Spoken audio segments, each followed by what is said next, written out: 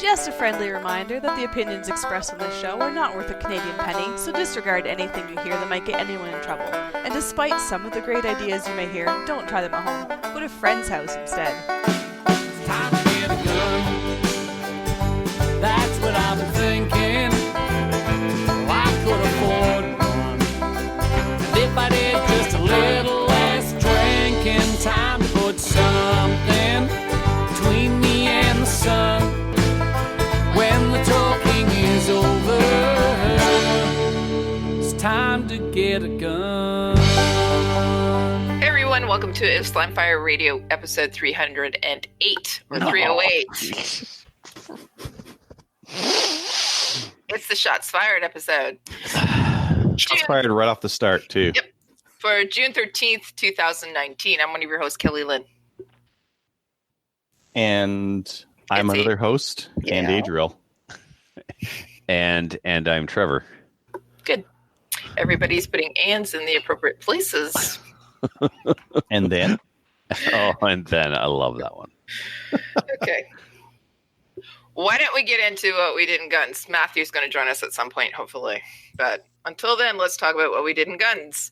What we did in guns this week is brought to you by the Calgary Shooting Center. It's Canada's premier firearms retailer. They're having Walther Q5 match steel frames, 9 millimeters. It's a 5-inch handgun, $2,059.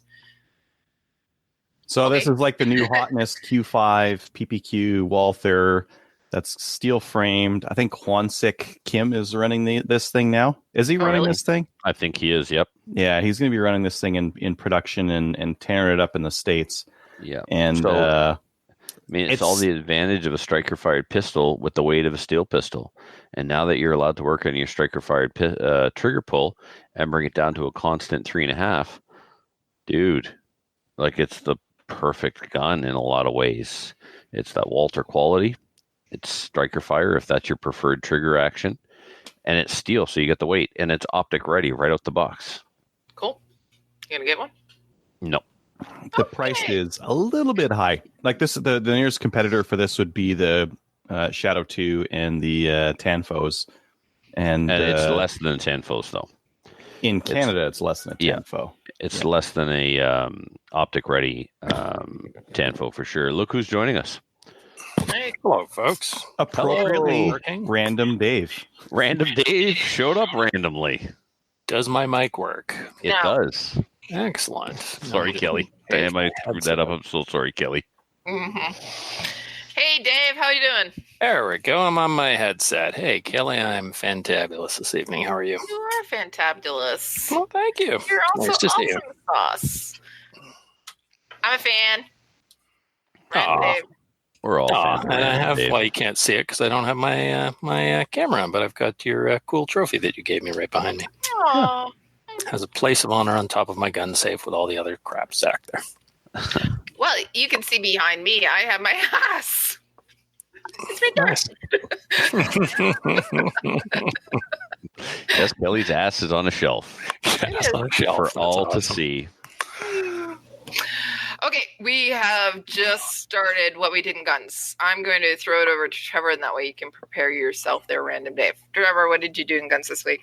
Well, the first coolest thing I did this week was this. So I did it. Ooh. I did a thing. I went and got a patch with the exact same score I got my last patch with. You did. Just very. Frustrating. But no, you did really, really well. You said you even got more from this one than last time. How come you didn't get a better score? It's a valid question. It is a valid question, and I'll tell you exactly why I didn't get a better score.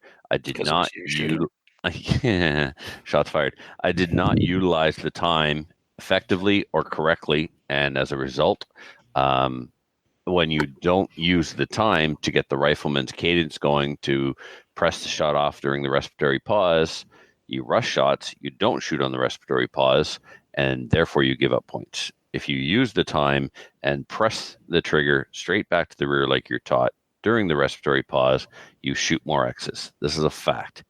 I was all up inside my head because I wasn't out there with the proper mindset. Like I teach mental training for archery, and I always talk about process versus outcome. And I went there with an outcome goal, and that was to beat Adriel and shoot a 243 or better. And instead of, and I didn't, because 245 or better. Yours is a 44. I 44, posted yeah. on Instagram that's a 243. Math. So you better get that fixed. Math is hard. Fake news, as Trump would say. Mm. So 245 or better. Listen, that number is astronomical. It's earth-shattering. To shoot a 240 or better in a maple seed puts you in such an elite class of marksmen. There's literally a very small handful of people that have shot a 240 or better. To be 5 points off of perfect in a maple seed, man, it's amazing. And you did it. And I know we keep saying a cheap Norinco bolt action rifle. That's we're being disingenuous. That rifle is a tack driver. It literally shoots laser beams. That's not the question or the issue. That's not what makes your 244 so amazing. What makes your 244 so amazing is the fact that you did it with a bolt action rifle. And when you find your natural point of aim and you have to interrupt it every time to cycle a bolt and reacquire it, you are so disciplined that it's phenomenal. Your mental game is strong because you know you have a huge handicap going into a maple seed with a bolt action rifle because you know you're going to screw up your natural point of aim every time you cycle that bolt. And that would just drive some people insane, and they would rush the shot, and then it would fall apart. So, yeah, kudos to you, man. I'm still going to try and of course, I don't want to just beat you. I want to get the highest score ever because it's just how I roll. But it's not an easy thing to shoot rifleman. It's not. I think maybe a lot of people take it for granted and think that it's going to be easy. I still got a 237 is nothing to sneeze at, but man, I'd like to break that 240 mark. I really, really, really, really would. This is the closest thing I've done with a firearm to archery since I've left archery. The shooting positions, the form, the technique is very similar to having proper form and proper technique for archery, and the mental game is very much like archery. Yep. So you can use it in any discipline, really. So. A lot of that stuff is transferable, right? Yep, pistol shooting. You still need your natural point of aim. I mean, it's been 2 years since I shot a maple seed. So my first maple seed, I got a 237. I took a full 2 years off and shot another 237. So it works. The techniques that are taught to you work. And I did do better this time with respiratory pause, and I did do better with cadence, and maybe not so much with natural point of aim. I worked so hard at finding my natural point of aim during the first maple seed I took that night when I went to bed, and I was like shifting under the sheets to get comfortable. I literally felt like I was on my mat reacquiring my natural point of aim. It's like when you were downhill skiing all day and you close your eyes, you go to bed at night, you can still feel your legs moving. That's what I can liken it to. It was awesome. So I do find it odd that you shot the exact same score. I mean, out of 250 points, you shot the exact same score. That's very consistent, sir. Yeah. And all of my subsequent ones were lower, but higher than the first time. Yeah. As I shot during the MQT grind in Fredericton, I shot 3 as well, and I shot 3 this time. But these 3 were all higher. I went 237, 234, 228. Last time I had one in like the low teens. So. 2 things that are going to help me is taking the time while standing and taking the time in prone. Big time, of course, right? Like 5 minutes and I'm still getting up in under 2 minutes. That's not acceptable. That's completely there's no reason to have a bad shot when you're in prone. You start prone, you stay prone, you have a full 5 minutes, which is an eternity. So hard to change my mindset though from IPSC, right? There's the sights, press the trigger. There's the sights, press the trigger, That's my problem when I'm shooting sighters in service. Target comes up, boom. Target comes up, boom. Yeah. And we've got 10 minutes for sighters. I've taken 30 seconds and I'm done. There you go. So, but it was an awesome weekend and I really enjoyed it and I can't wait for the next one. Let's get on to what I did next. Oh, I did some reloading with Black Sheep 223 brass. And so anyone who's reloaded for a semi-automatic knows what a pain in the tuchus it is to process that semi-automatic rifle brass. You got to pick it up off the ground. You got to take it home. You got to clean it. Then you got to lube it. Then you got to resize it. Then you got to trim it. Some people add some extra steps in there of decapping it first, so that when they clean it, they can have really super clean, shiny primer pockets. And it's like you got to cut the primer crimp out as well, right? Because half the stuff you pick up is going to have crimped primer pockets. Yeah, if you're picking up other people's stuff, if you're picking up your own, then it's already done. But yes, I had a lot of that, Adriel, and I had to buy a special. I just, the whole buy once, cry once. So I started off cheap, and then, this sucks, and I get a better one, I get a better. So I've gone through about 3 or 4 different versions of primer pocket reamers that remove that military crimp around the primer. And now I'm at the Swage-It, which is a press-mounted swager that goes right on my 650, and you cut the primer primer pocket crimp out on that thing, and that's the fastest way I've come up with so far, because you're doing it progressively on your press. You take your brass, you throw in your brass feeder, and you just crank the handle, and it's super fast, but it's still a pain in the butt. And then the other downside is you're handling toxic material. Spent brass is full of all the nasty. So your extra step in there is your trip to see your medic to get your lead level checked. Exactly. So if you want to not drag those toxins into your home, if you want to skip the process of going through processing, you want to skip the step of processing rifle brass, like Black Sheep Brass will send you awesome 223 that is ready to roll. I had loaded already a couple of thousand 223 this winter, but then when my box of Black Sheep Brass arrived, I thought, well, what's 500 more? So I picked up 2 more pounds of powder and a 500 bag of Campro projectiles, and I'm glad I did. The brass is super consistent. It's all trimmed to the same length. I was grabbing random mittfuls of it and case gauging it. So it's already resized. That's the beauty of it too. Just like their 9mm, it's already resized. So it goes through the press like butter. Yeah, I mean, if you've ever done all your case prep and then gone on to just the assembling of the round, that part is so super fast. So to take all that prep out and just start loading with prepped brass is almost like cheating. Mm-hmm. Yeah. I would absolutely is. I would do that if I wanted to reload again. Yeah, because your press stays super clean. Your press gets dirty from the decapping process when you're knocking those primers out, and that carbon and dirt and stuff is coming out of the primer pocket. The spent primers just on the lube from the cases, and if you're gonna, like even now when I go back and reload with my my own brass that I prepped and got the X die ready for. So the X die is a RCBS product that does not allow the case neck to stretch. So if it doesn't stretch, you don't have to trim. So you're eliminating that whole step. But now I got to take these cases, lube them, fire them up into the case feeder, and then that's funny, random Dave. I saw Kelly laughing. I'm like, there's a comment somewhere I have to read.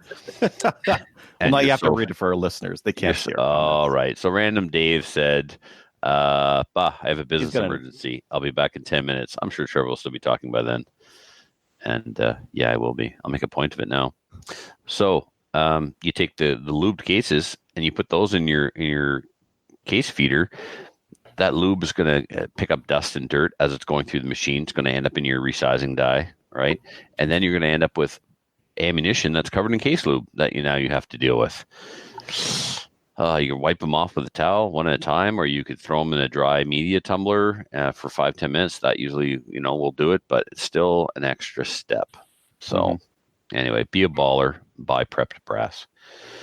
And this is not new, fresh factory brass, right? This is remanufactured brass. So once it's fired. not, it's once fired and then processed. So you're saving so much time and you're saving money over buying factory fresh brass. So I ordered a bunch of Hornady 308 reloading stuff, and it arrived in time for episode 308. And in honor of episode 308, I have here on my left my Stag 10 in 308, and I have my M14 in 308. There are many like it, but this one is mine. So I will keep those close to me throughout this episode because this is episode 308, so I feel I need to have a little 308 love going on. I might just throw this one right here across my lap because 308. So I got the Hornady. What it does is and I have to research a bit more and get into. I got all the stuff on the recommendation of Ryan Stacy from International Barrels, and I asked him what my overall case length should be for my IBI barrel here, and he said, "Don't guesstimate. Just get the tool." So what the tool does is it tells you how long your bullet has to be before it contacts the lands at the end of the chamber. So you can actually find out exactly how long the chamber is when the bullet contacts lands, and then come back a thou or 2 thou and load at that. Of course, this is magazine fed, so I will be, I may have to come back to it. May all be for naught, because if the ideal length doesn't feed from a mag, I'm kind of hooped. Same as my bolt gun. I could do the same for my bolt gun, but my bolt gun is magazine fed as well. So ultimately, I'm still at the mercy of the mag. So which tool is it that he recommended you get? It's the Hornady overall length gauge, something like that. So I got that, and I got the comparator gauges. So you're now, what you're doing is you're measuring off the ogive, not the tip from the case head. Just the tip. Just the tip. Yep. Just the tip. No, you're not. It's the ogive, not the tip. Right. You're not. It's no longer just the tip. You're right, Kelly. Part where it gets a bit thicker. Okay, Yeah. say it again. No. So close. Adriel, you got it, didn't you? Damn. That. Yeah. 2 sound bites. And then I set up my Dillon to load 308. So it's like I got all this federal match brass that I need to resize and then trim. So it's like lube it all up. I ordered the case feeder shell plate for 308. So I just take a bunch of 308 cases, put them on my case feeder, and start cranking the handle, right? So I can just resize this 308 brass progressively rather than one at a time on a single stage. Holy workout, Batman. When and it's a small base die, so it's a RCBS small base X die or X die small base die. So the small base die takes them down a little smaller than spec to ensure that they feed in a semi-auto, but it's tight. I'm gonna be able to be like the arm wrestling champion of the world when I'm done processing all this 308 brass, because it's ridiculous. And then I cronied some 9mm and some 45. I was using a modified recipe I got from Captain Andy for my 45, and we nailed it. It was exactly where I wanted it to be. My 9mm, however, the recipe that gave power factor out of one of my 1911s didn't do it out of my other 1911, so I've had to bump up the powder, which is good that I tested this now before nationals, right? So, I mean, I don't run close to the power factor line anyway. I usually, if it's 125, I usually run 130, 131, so I have a cushion anywhere in Canada that I go. So I did some chronographing and then did some reloading, and then Mini-Me stopped by. So Mini-Me and myself, and this next person, she goes by, I should know this. My God, Baby June on Instagram. I need to get this right. Hold on. We got to come up with a new nickname for her. I don't want to use her real name on the air. She doesn't have a black badge yet, but she's super keen. I talked about her last week. She's the one. Yeah, Baby June. She follow her on Instagram. She's got an awesome Instagram, all kinds of gun stuff and pro gun stuff. And anyway, she's the one that's like super excited to learn how to shoot. She's not getting into this for fun, which I really admire. She's like, no, if we're going to do this, I'm going to win. Like, I'm going to be the best. So let's start correctly. Let's do this right out the gate. So I'm like, oh yeah. So, yeah, I mean, somebody who comes suckers, we're going to win. Right. Yeah. It's not kind of interested in shooting. Maybe you could show me some tips. Like, no, make me a machine. It's like, all right, you're the machine. We got it. There's a better nickname. Yeah. It is, but it's not very feminine. Why not? What's a more feminine machine? You know Bert? Do you know the comedian Bert who does the bit? I am the machine. He's shirtless. That's why not. But anyway, yeah, it would be good, but it's too butchy. It's too manly. So we need something feminine yet powerful. So. Oh, she already says the machine it is. All right, the machine it is. If she likes it, I like it. Apparently, she's listening. Yes, there she is. The machine it is. All right. Machine, huh? No, machine. Machine. All right, so I'm at the range with the machine, And we did some holster draws, some holster drills, teaching her how to do a speed draw. And then we did some bill drills, and we did some. She never got around to the accelerator. I was doing accelerator while she was doing bill drill, and she just smoking them, dropping them in the alpha one after the other. She got to run on the timer for the first time, so that was all pretty awesome. Next, we're going to teach her how to reload, do some speed reloads, speed reload, and reload from slide lock, stuff like that. So we got to find time. Today, all we did was work. She was running around with a lawn tractor, hauling rocks all over the range, while other Trevor and I were building stage 15 for SummerSlam. And then we were also this week on the range getting ready for Friday's level 2. So we did that. We did some construction. My Dawson sights for my CZP10 came in. They're at the post office, so I'm looking forward to grabbing those tomorrow before work. Got the fiber optic in the front, the blacked out one in the rear, so more like target competition style sights for that gun. The way they all should be. Exactly, because it's proper. 3 dots. Oh yeah, that's the other thing, June. We're going to black out your 2 dots in the back. So on your rear sight, help you focus on the front sight better. I mean machine. My bad. What else? Oh, so SummerSlam. I had to increase SummerSlam from 18 stages to 19 stages. I'll try and make this quick.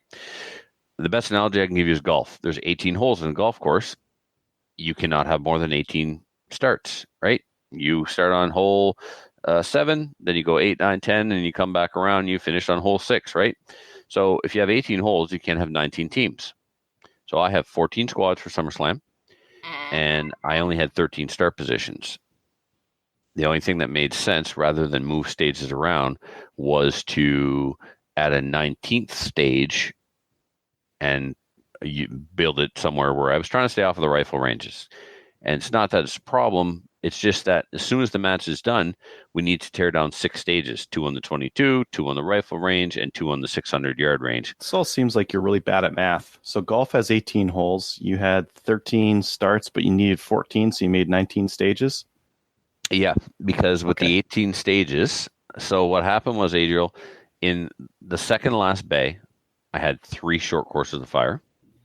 On the rifle range, I had 2.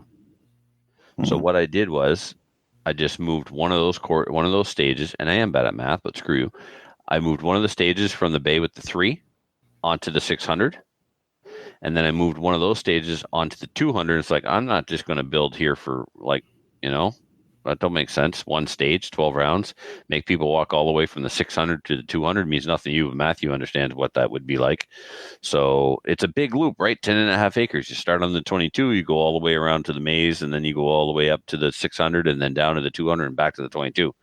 So the goal here, Adriel, was to keep an even number of rounds per bay. I didn't do that before. I used to have like a bay, a stage. It's only 12 rounds. The next bay was 32 rounds. So it's like the squad would rip through that short course of fire with 12 rounds. Yeah. Get to the house with 32, bottleneck. Yeah. Right? Yeah. So the president NRI is like, try and keep an equal number of rounds per bay. So I did that. But in doing that, I actually jammed a bunch of stages into the bays, eliminating start positions. So I got so focused on that goal that I screwed up the other goal. We've been here before, haven't we, Matthew? Where it's like, oh my God, I have more squads than I have start positions, or I have exactly the same. So the last couple of years I've been running. You'd think you'd learn after a while, but not yet.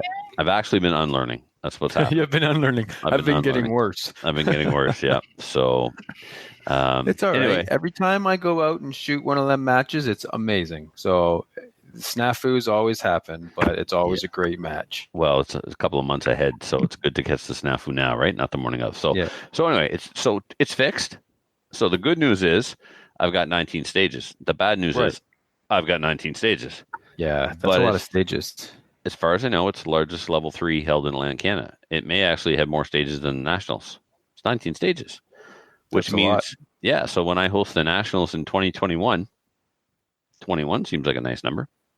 I think we'll do that and make it the biggest. One up yourself. I got it. I'm always a one-upper. I one-up everybody, even myself. Yeah, I don't know if we've ever had a Canadian Nationals with more than 20 stages. So hopefully, like, I'd like to say, hey, feather and Restigouche's cap, we held the biggest Nationals. So. Because everything's a contest. Everything. Always. And I'm done. Who's next? Okay, who are you going to pass it over to? I will pass it over to whoever's name is under me, and that's Adriel. Adriel. I had a big 3-gun match. Let's see here. So we did the 2-day Battle of Alberta on Saturday, Sunday, Friday for this the charity one? Build. Yes. Awesome. Yeah. 70 shooters from... we had guys driving anywhere from like 8-9 hours from the west, 8-9 hours from the east, 6 to 8 from north and south. So take like a circle of like 8 hours drive around Edmonton, and that's kind of where we brought people in from. And that's really like where most of the three gunners are in the country anyways, is in the west. It's awesome. Yeah, day before, I did some real dumb stuff that I thought I would have to atone for on this show because I would have to fess up to the stupidity I was up to. Hey guys, day before match, is it a good idea to swap uppers and ammo? Of course it is. Definitely, that's the time. Only take 40 rounds though to the shooting range to actually sight in. You done? Only take 40 rounds and burn like 20 of them on a gun that you're not even going to use. No, Does that sound like, am I still on the same level here for stupidity? Yeah, pretty much. Okay. You know what? You just earned a hashtag too dumb. Okay, I'll bring some method to my madness. This is the upper I had been running. This is my older barrel. I've had this barrel for, I want to say 12 years. I've got more than 10,000 rounds through it, but it's been reliable. And the thing is, I've been having reliability issues with my ARs. I've been running the hotter 5.56 stuff in this, but I was curious whether this upper would be more accurate or this one. Now, not the upper, but the barrel itself, because this is a heavier match barrel. It's a Rainier Arms barrel. So I brought out a scope on some quick disconnect optic mount, and I tested this one versus this guy here. And which one do you think was more accurate? The one that has less than 10,000 rounds through it and is a match barrel and not like a spiked upper barrel.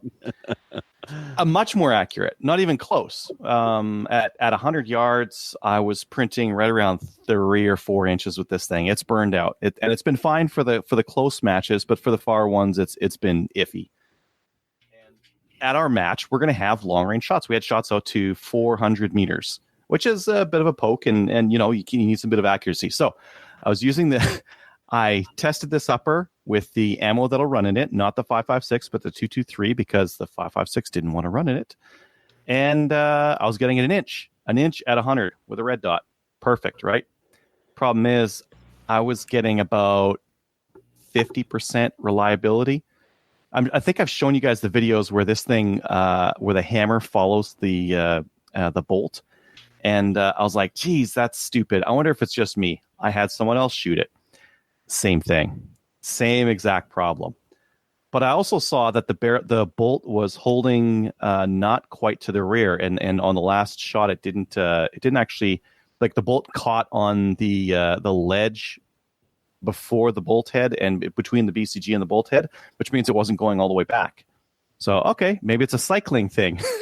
So here's what I did. I sighted in this red dot with the 6 rounds I had left, and that was sighted in. And then I went home and I pulled out my other BCG, and I cleaned and lubed the heck out of this thing so that it would cycle. So I was going to the match with a rifle that was extremely unproven, and I was ready for that stage 1 to have my lunch because I would have earned it. But it ran. And how'd you do? It ran. Good. I got second. In limited. Yeah. See, I got one of these trophies here. The funny thing was, last year I got second. Why didn't you get first? Last year I got first. I got second in TAC Ops. The guy who got first is Adam Glatt. He's a very talented 3-gun shooter out in Saskatchewan. And this year I'm shooting limited, and I went and looked at the shooters and who's shooting limited and TAC Ops. Adam's shooting limited. And like, I'm getting better. I'm considerably better this year than I was last year. But so is he's Adam. getting better too. Yeah, that's the thing, right? Now, the difference between the two of us continues to shrink. And when I look at other people who are like about the same like level I was last year, I'm doing considerably better this year just because I was shooting pistol through the winter. I've shot a couple of extra pistol matches, and that's helped knock off some of the rust, but still not good enough for first. But the match is really good. I was running some new TACOM magnetic shell holders, and they were crap. And right after my first, I doubled up. I ran a chest rig and I ran those TACOMs on my belt, and I ran my first match, and I'm like, well, these things aren't sticking on for nothing. So I pulled those off, and I went to my backup shell holders and just ran those for the rest of the match. I think I've talked before on the show about how like my knees hurt the last time, like it was really muddy. I really screwed up my knees over the weekend. My knees are still hurting today, and it's been like 4 days since Sunday. So I'm gonna have to like. So you're getting old, is what you're saying. Yeah, this is what happens when we get old. Our knees start to hurt. They go first. Yeah. So I'm gonna have to like, I don't know, go to the doctor and figure out what to do to like kind of minimize the damage. What are you wearing for shoes? Boots.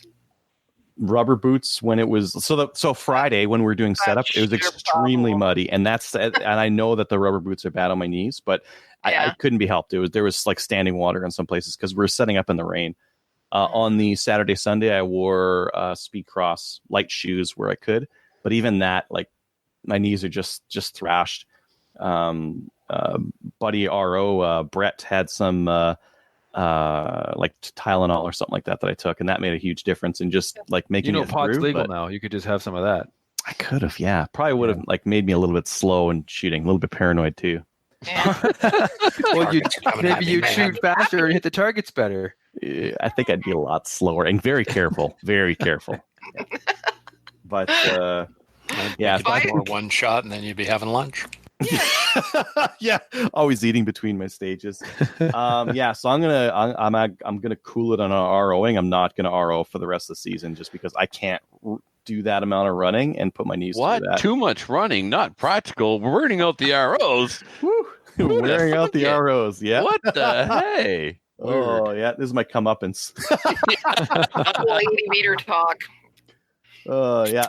Anyways, shot the squad I was on was really cool. I was on a squad with Brant and Amanda, who you know, and Brett, and a whole bunch of listeners and people who are connected with the show, and just at random, basically, because I wasn't even supposed to be on that squad, but they had an RO who had to step out, and I had to step in. So it was just kind of funny how the show has got such reach. That's cool. You just go there, and all of a sudden, everybody you're hooked up with knows you. Yeah. Heard of the show, listens. Awesome. Yep. Very cool in those regards. And I think I've talked about this on the show before. It makes it hard to have like a conversation with someone because they know all the stuff you're going to say. Oh yeah, I just got a this or that, and they're like, yeah, you did this. I'm like, yeah, you know, isn't that weird? That's weird, right? Listen to the show. Oh yeah. What do you talk about? Right, I know. This is the part where Adriel laughs. Oh, there he goes. Yeah. But I never assume, right? I just talk and like, yep, no, I heard about that. Yep. Yeah, I remember when you said that last week or a couple days ago. Yeah. But really good match. I think we raised like $11,000 or so for the Stollery Children's Foundation. So nice, well done. Do we have more likes than them? No. No, we don't. Then a children's hospital that saves people's children. No, I think they got the edge on us. Yeah. Get Trevor on that. Fix that. Start sabotaging them. I'm on it. I heard the doctor's touch. Nope. Stop.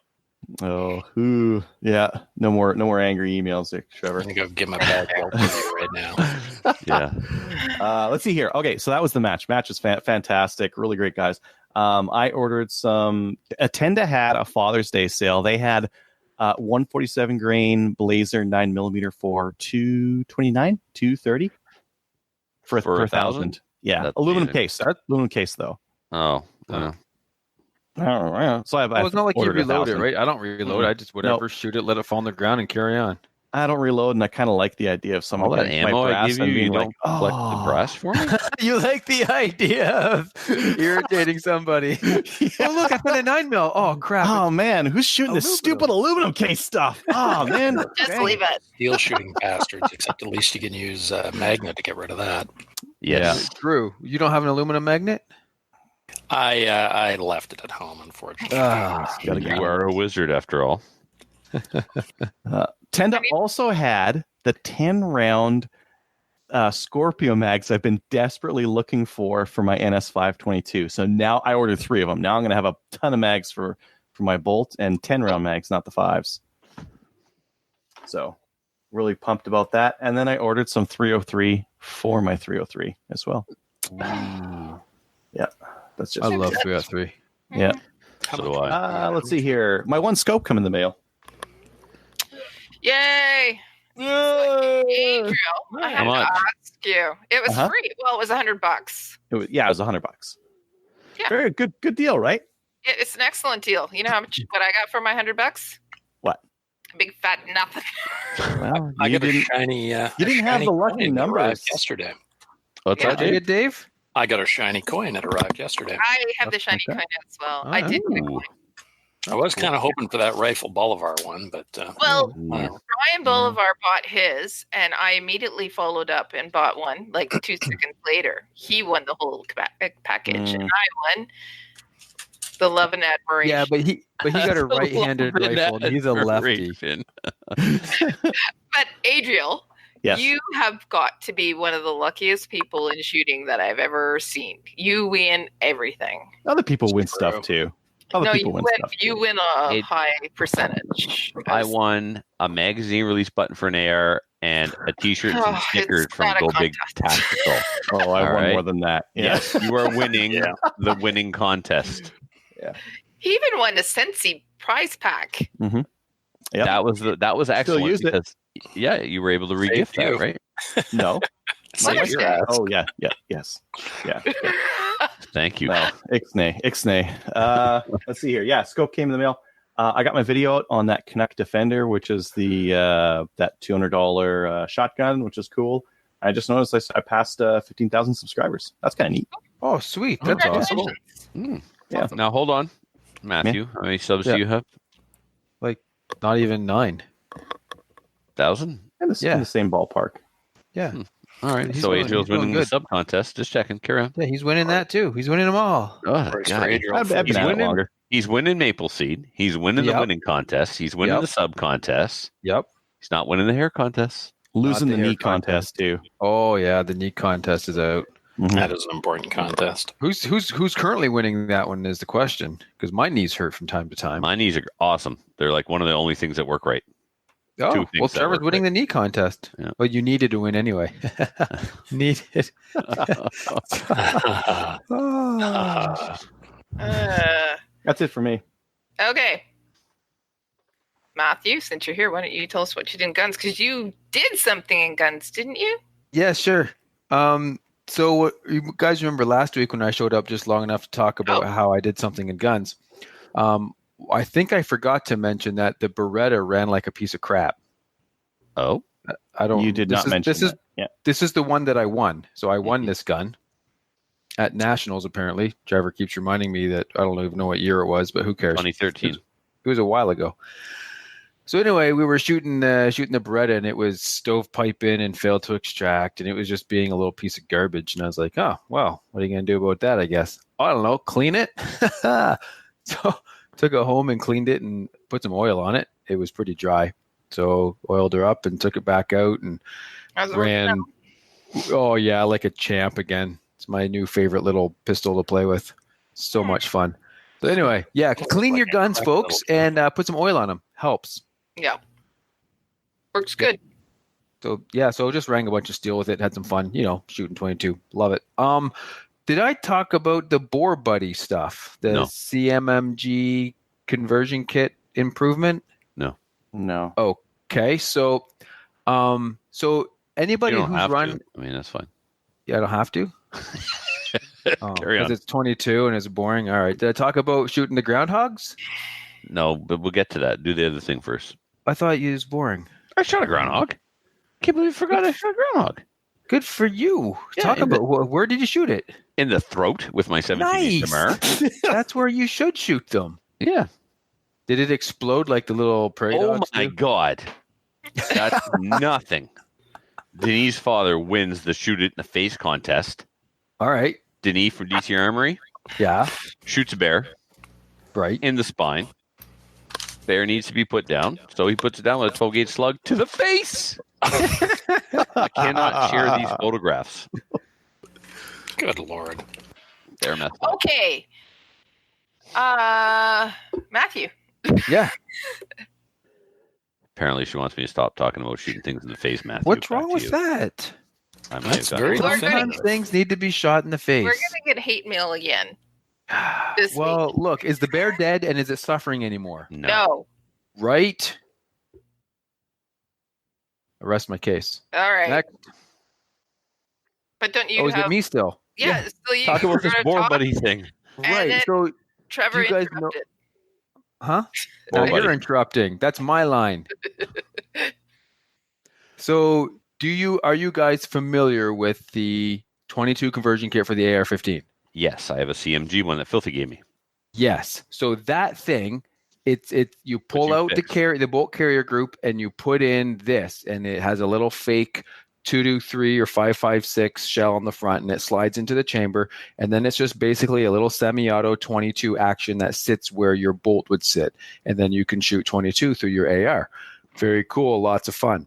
Now, apparently, that conversion kit itself doesn't sit perfectly well and perfectly in the exact same spot all the time. Where? In the chamber, in where the bolt carrier group is. So it kind of slips back and forth a little bit, like it doesn't stay pushed all the way to the front. Out of spec. Sure, that's I guess, but apparently they're all like that. I don't know, whatever. Mine seemed to work pretty good. Regardless, somebody watched my YouTube video on the CMMG conversion kit and said, "Hey, I make a little. It's called a pressure plug, and you put it in the tube where your buffer spring is, recoil spring. So you stick it in there, and what it does is it sticks out a little bit and actually puts pressure on the back of the kit, keeping it sealed in the chamber better. And it apparently improves the reliability and the cycling of it." I was like, okay, whatever, sure, I'll try it out. So he sent me one, and I tried it out, and sure enough, it did exactly what it was advertised to do, except I never had an issue with mine in the first place. But what he says it does do sometimes is it helps reduce the amount of blowback that you get. So, Trevor, when you shoot yours, have you ever noticed that you get like Yes. gases or unburnt powder in the face every now and then? Yes. Yes. So because the charging handle doesn't have anything in it and it's just a straight blowback, sometimes you get some of that in the face. Whatever. Sucks, but not a big deal. Well, he also makes a little plug, that charging handle insert that you slide into the charging handle, and it blocks all of that. So he sent me those, and I've shot them and put them in the gun, and yeah, sure enough, it eliminates how much powder I get in the face. So So I pretty need cool, this stuff. I guess. So who is this? And what's the product It's called? borebuddy.com is the website you can go to and check it out if you like. I will have a review of the products on my YouTube channel eventually, once I get the video edited and up, and that'll be a while, I bet. But whatever, I'll get to it. So Cool. yeah, that's kind of cool. Just I making. I looked at one of those CMGs, and then I decided to buy a dedicated 22 because I just can't bring myself to put 22 through my nice upper. Yeah. The reliability on it. Do you have to Dave? clean? Do you have to clean the lead out too often? Okay, who are you guys talking to? I asked Well, Dave the you question. you both have this thing, right?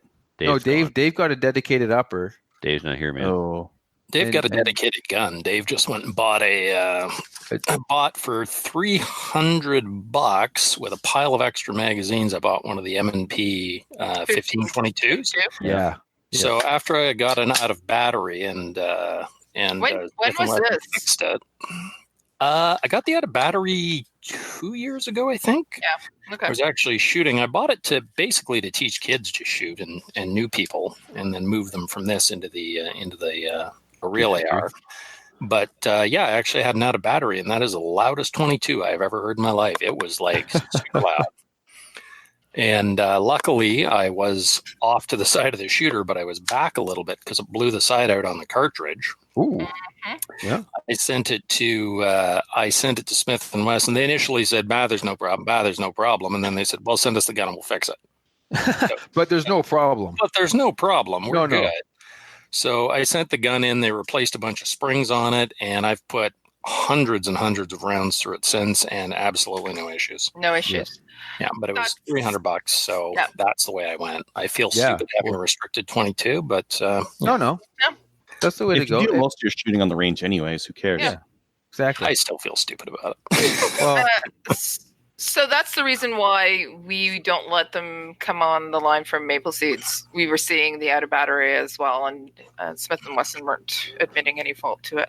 right. Although the new ones, the new sporters that they've just put out, they've issued a recall on them. So I saw that, yeah. yeah, but you're one of the first, other than a couple that we've seen down in the U.S. that has said that they've had the out of battery. So I'm glad you weren't hurt. Yep. But I'm glad they fixed it as well. Yeah, a little bit of arguing, but then they fixed it, so it's all good. Yeah. Okay. Hey, Dave. Or sorry, Matthew. No, Go ahead. I was going to say, are you done?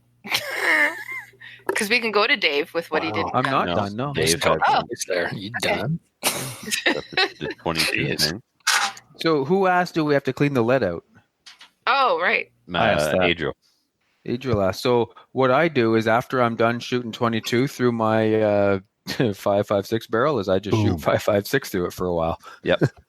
And that cleans it all out and makes it. I haven't had any issues with it yet. That seems to be the like common practice. Yeah, because the brass is dubs. gonna, or the copper on the projectiles is gonna clear that lead right out because the lead's so soft, right? So I imagine that's the theory behind it. But whatever, that's what I do. I shoot 22 when I'm done. I throw a couple of mags of 5.56 through and call her a day. If I had to do it again, I would get a dedicated 22 AR like Dave, because the twist rate in a 5.56 barrel is not sufficient to stabilize a 22 bullet nicely. Right. So you only get like moderately decent accuracy with it. It's not great. So I got my CMMG kit for free though, thanks to Filthy. So I can't complain. Nope. There are 1 in 12 Dominion Arms barrels that can be had, or even M16 looking Dominion Arms uppers for like $200. It's a complete upper. It's 20-inch and it's in 1 in 12. Can you think of a better thing to shoot 22 conversion out of? Well, 1 in 16. Yeah, but I mean, this is a lot closer than our 1 in 7s, 1 in 8s, right? That's right. And a 1 in 12 will stabilize 5.56 and 223. So yeah, that would sort of be the best of both worlds. Yeah. Oh, I would I would only shoot rimfire through it. I would make this my dedicated 22 upper. I'd throw the CM. Yeah, if you could do that for cheaper than just buying a dedicated 22 AR, for sure. It's $200. You already have the conversion kit, right? You're already. That's right. I'm already ahead. Yeah, that's not a bad idea. Yeah. So Can-Am or Marstar, one of them had it. I'll check that out because I do like shooting 22 through my AR. It's fun. Yeah, it definitely is. That's the last time Filthy and I shot. That's what he had his PDW. Yeah. Set up with his conversion kit. Yeah. If I recall. No, it wasn't his PDW. It was his Colt SP01 upper. That's very M16-ish. Yeah. Yeah, M16s are cool. So are F16s. I like F16s better. 18 Hornet. Thank you. Super Hornet. Oh, that plane makes me purr. Okay, tell me about your groundhog. So you remember like a long while ago, I went and shot groundhogs at a buddy's who has a groundhog problem. Right. So I did it again recently. There were 2 more.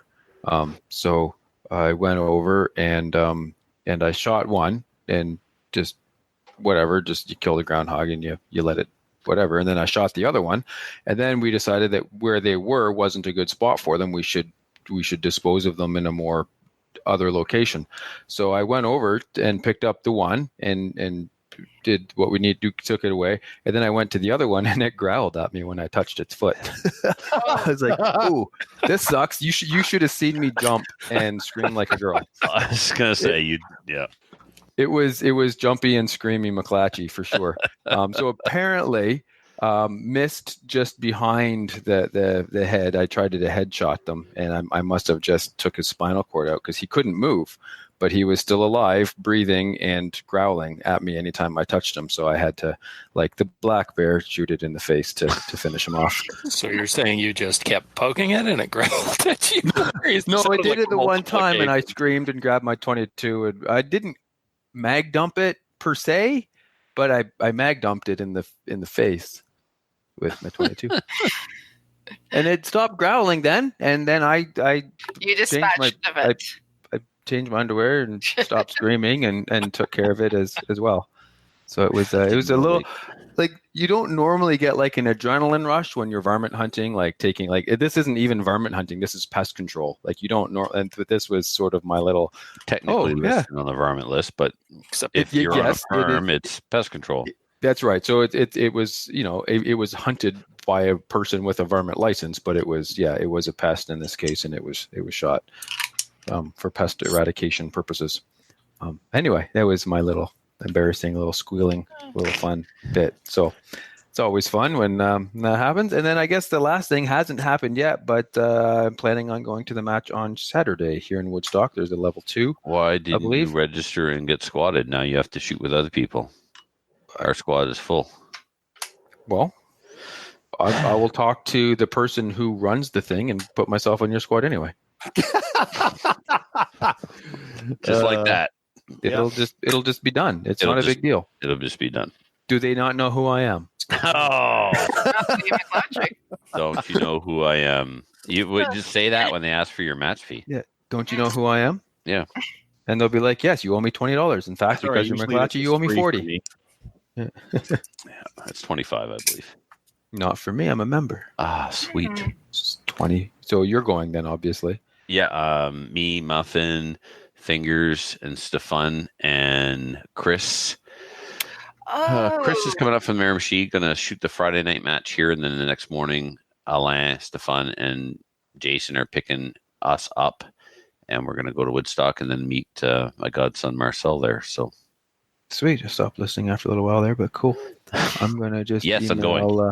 Hey. Yeah, cool. That's what I was looking for. Yes, you're going to be there. Cool. I'll see you there. I'm going to send you the registration link right now. I have it. Here it is. Why would see if I register now? It's going to be too late to squad with you. I have to email Daniel directly and say, "Hey, just pop me into Trevor's." No, that's not how it works. You register, and don't squad yourself, and then make the request to be squatted. Oh, okay. Guess who I got to meet? Oh, never mind. Who did you get to meet? I hate that question. I don't know. Satan? In Woodstock. I got to meet the new Ginger.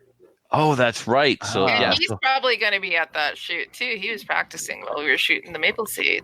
I'm embarrassed. I can't remember his name. What's that? The one who's kicking the bejesus out of Trevor? Well, he's on his way. He beat me on one stage, but let's calm down a little bit, all right? Slow your roll. He beat me on one stage. Hey, I have a photo of me beating him. And how many matches has he been at so far? And he beat you at one stage? That was like 2, maybe. Oh, okay. So when he gets to 4, you're in trouble. I had gun issues. Oh, and the sun was in your eyes, and your shoelaces were tied together. And, oh man! I see this guy shooting, right? And he walks over to check out the Maple Seed, and I'm like, "Hey, dude, you got your black badge?" He's like, "I'm the Ginger guy from Thompson Corner." I'm like, "Oh, hey, man, I didn't recognize you." And then I saw him practicing some more. He's doing weak hand drills and strong hand drills, and he came back to the Maple Seed Corner again. I was like, "Yeah, dude, I saw you doing weak hand and strong hand a while ago. Don't do that. No one does that. You don't need to practice that. It won't make you better. Stop it." So what you're saying is all those white people look the same to you? I think that's what he's saying. Yeah, I think that's what he said. And yeah. Sorry, Matthew. You just mentioned that you were going to go to the IPSC match, and I think he's going to be there. So I had to say, hey. So he is going then? Yeah, I think so. Okay, well, I can't register, apparently. Oh, no. Registration closed? An error. So just- it won't let me log in.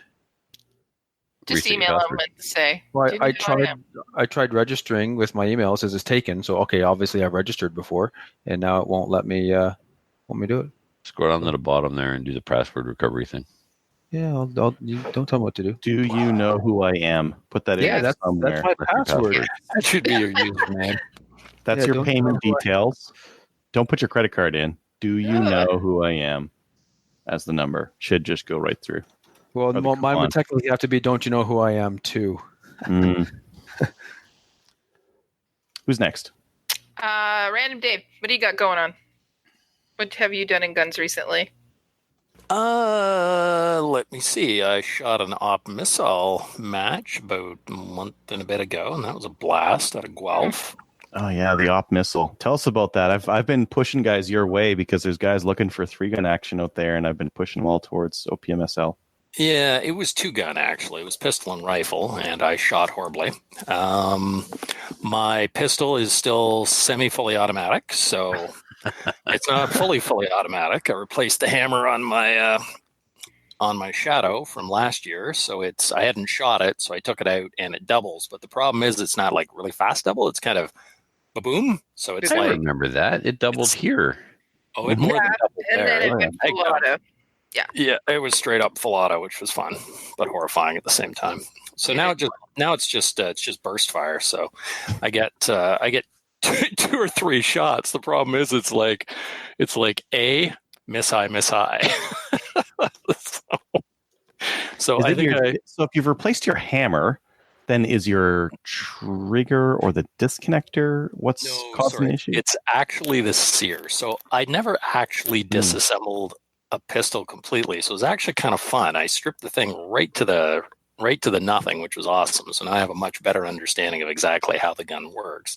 And I replaced the sear, which when I actually put it next to the old sear, you could see where the quote unquote gunsmith who'd done the trigger job on it had ground the crap out of it. Like it's actually noticeably lower than the old one. And I must admit, glass, like it breaks so clean. Until it keeps breaking. Then it goes full auto. Exactly. Yeah. No, he should have messed with the hammer and not the sear. Well, he did both. Yeah. So he's done the hammer, he's done the sear, and he's done the disconnector as well.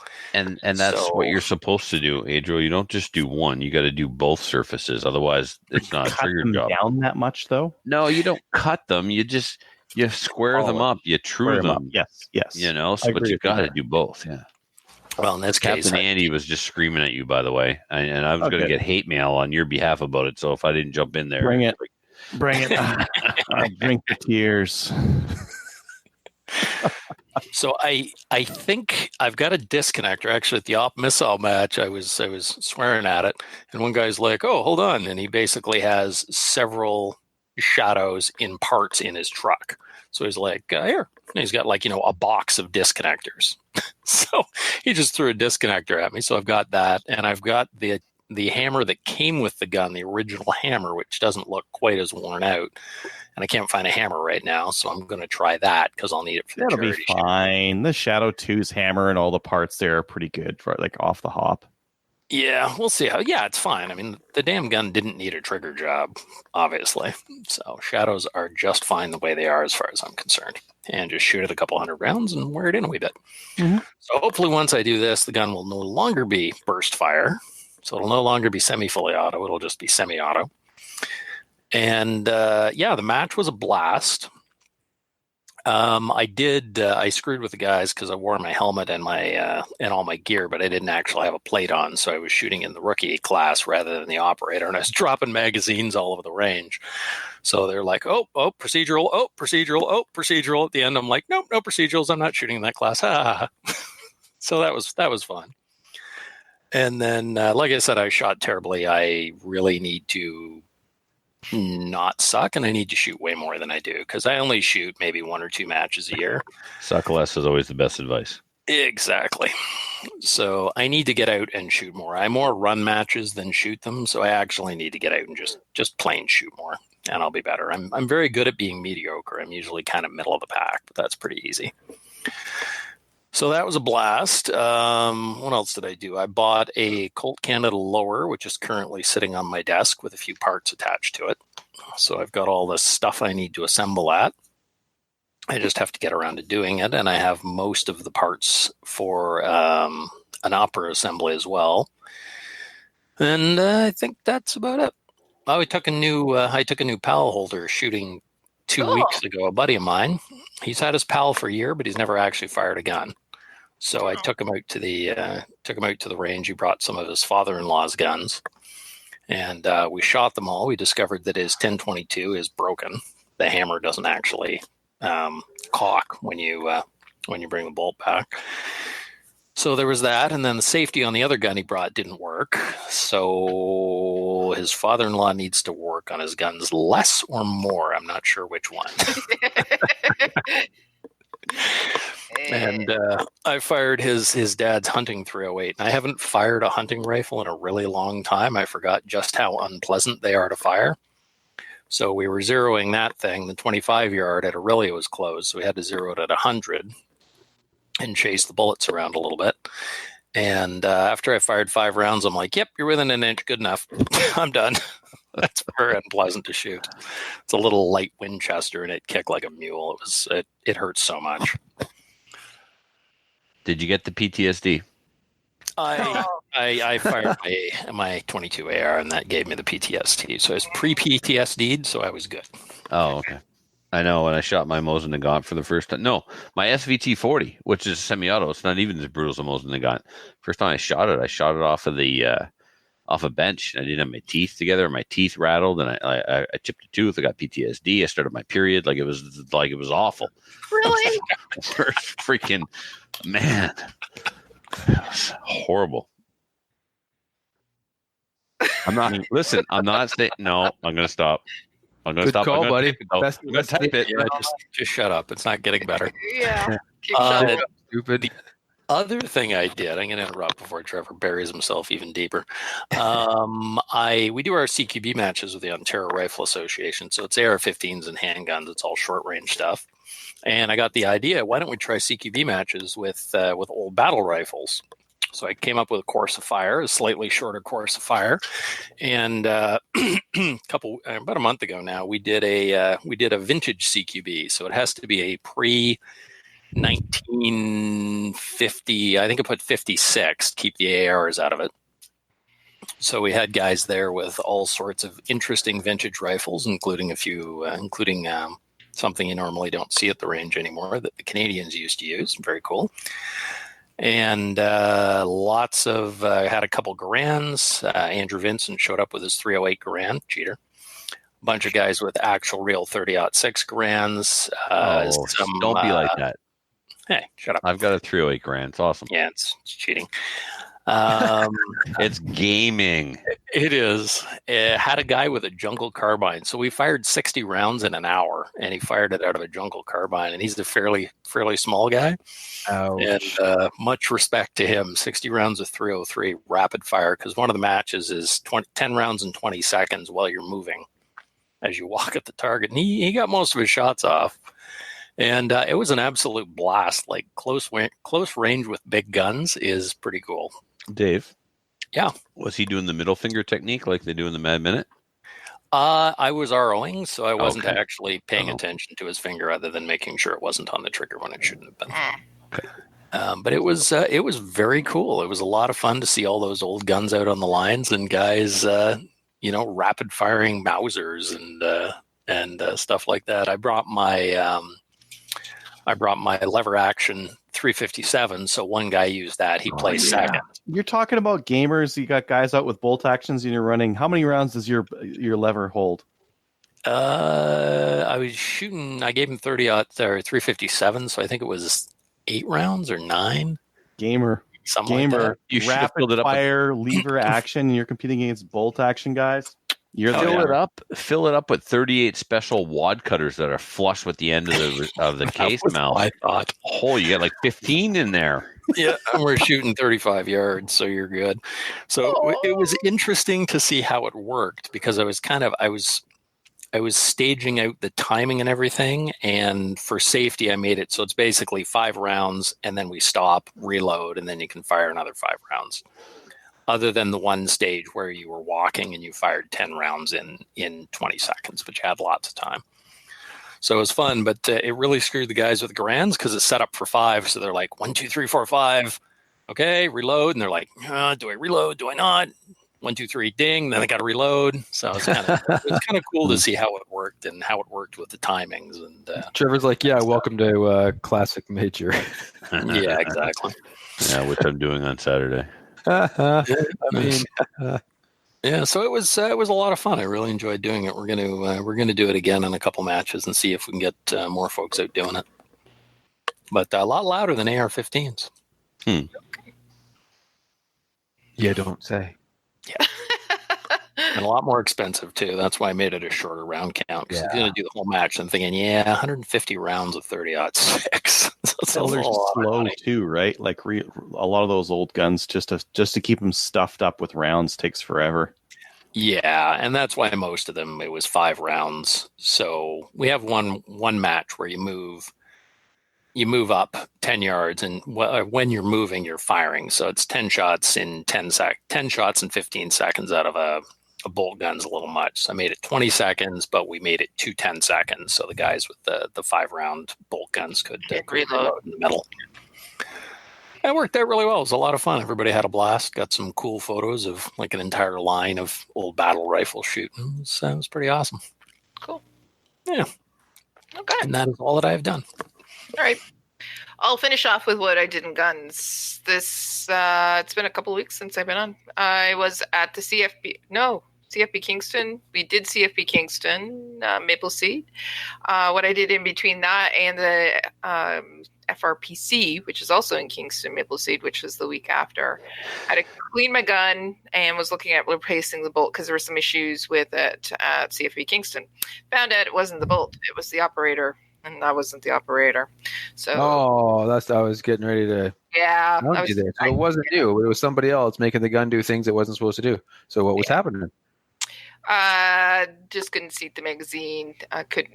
He was racking the bolt after he had already racked the bolt, and he just he wasn't familiar with the rifle, and any rifle. It sounds. Well, no, he teaches shooting for a living, so. Oh. Wow. Yeah. Okay. So, anyways, it was my gun. There was no issues with it because at the FRPC shoot, I also gave it to somebody else and they used it and it worked flawlessly. And he scored a 242, I think. What did you get, Trev, on your last one there? I didn't hear what your results were. 37. 37? Just 37 points? Exact same as 2 years ago, yeah. 236 only. So no improvement is what you're saying. No improvement. Improvement in technique. But you didn't regress. Improvement in technique, but not in score. Now, that's not uncommon, though, in all seriousness, right? Yeah. It's very common. Because I made mental mistakes, right? I was rushing the clock. And the other thing that improved was your ability to see where you needed to improve. Yeah, exactly. I knew. Yeah. So, and to elaborate on that real quick, when I made a mistake and dropped the shot, I could immediately identify the error I did that caused the shot to be dropped. Yeah, but then you did it again, obviously, because you're getting the same score. So, just let it on. But at least I knew what I was doing wrong, Dave. I didn't say I corrected it. Yeah, but I mean, if you're doing cocaine and you're like, "Wow, I should stop doing this. Time for more cocaine." That's really changing what happened. Yeah, that's how addiction works. You know that. Yeah, I know cocaine's bad for me, but here we are. Yes. Immediately after the FRPC shoot, like 3 days, we went on the East Coast Maple Seed tour. The people that went with me spent 11 hours in a car were Stacy and Greg. Greg's a listener. Stacy is the princess the Appleseed princess.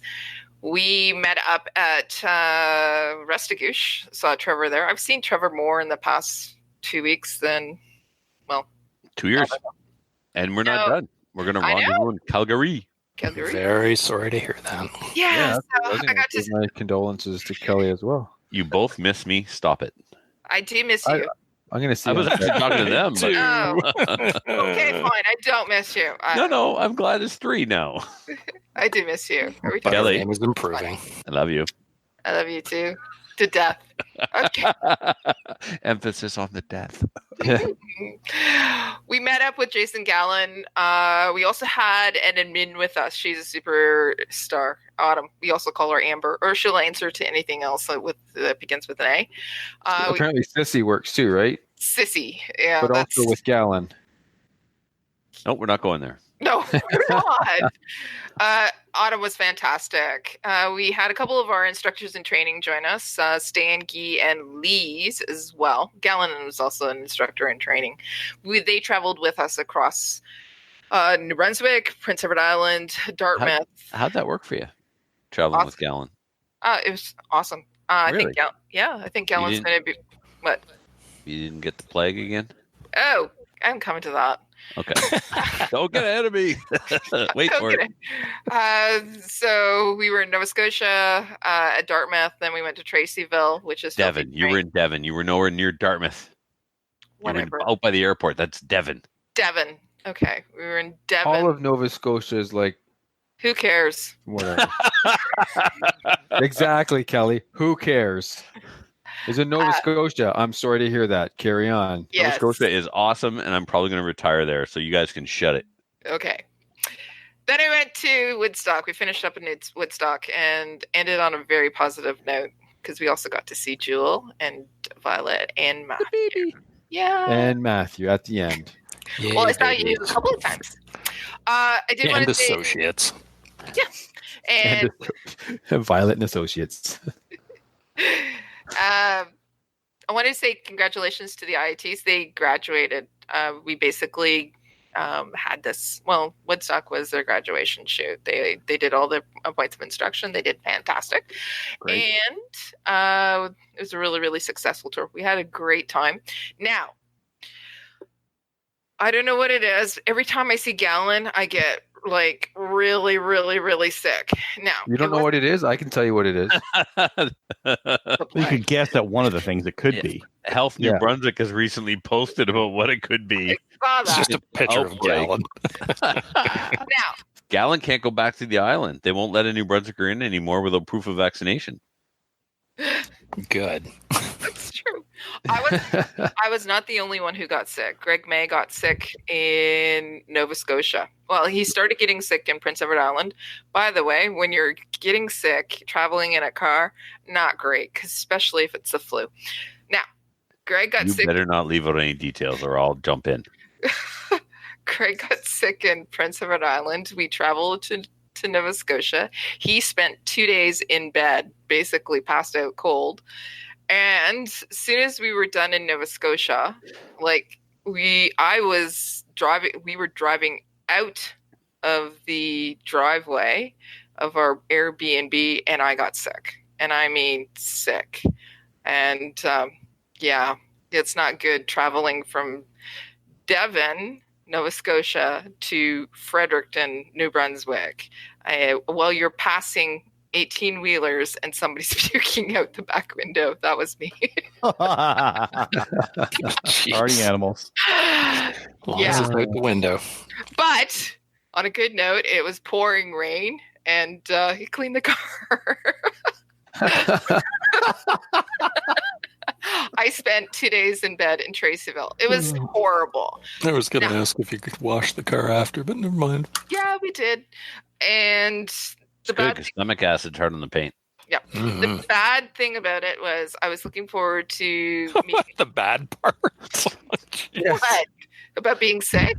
Yeah. The puking out the car window for hours is not the bad part. My That's God. not the bad part. Just wait, apparently. No, the bad part was I couldn't get out of bed for 2 days, and I got to not meet up with Darren Taylor or his beautiful wife Becky at the Tracyville shoot. I wanted to see them. I didn't because I was puking. That's too But- bad. Those two are awesome. Yeah, they really are awesome. But I did also get to meet Captain Andy. He's And cool too. Yeah, he was at the AMA range. He came over and said, "Hey, do you know who I am?" And I said, "No idea." And he's, "I'm Captain Andy." I'm Adriel. So he said, "Don't you know who I am?" Is what he said. And I said, "No." That's I know who he is, but I didn't know. Like, he You looks didn't know at he looked me, like. and I'm going, You "No, I have no love idea." him. The other person that I saw at AMA was Fusilier. He dropped by the range, and I wanted to say thank you to him because he's a listener, but he also came by with a bunch of gifts. Awesome gifts. I think I might have to just send some to Adriel for his boys.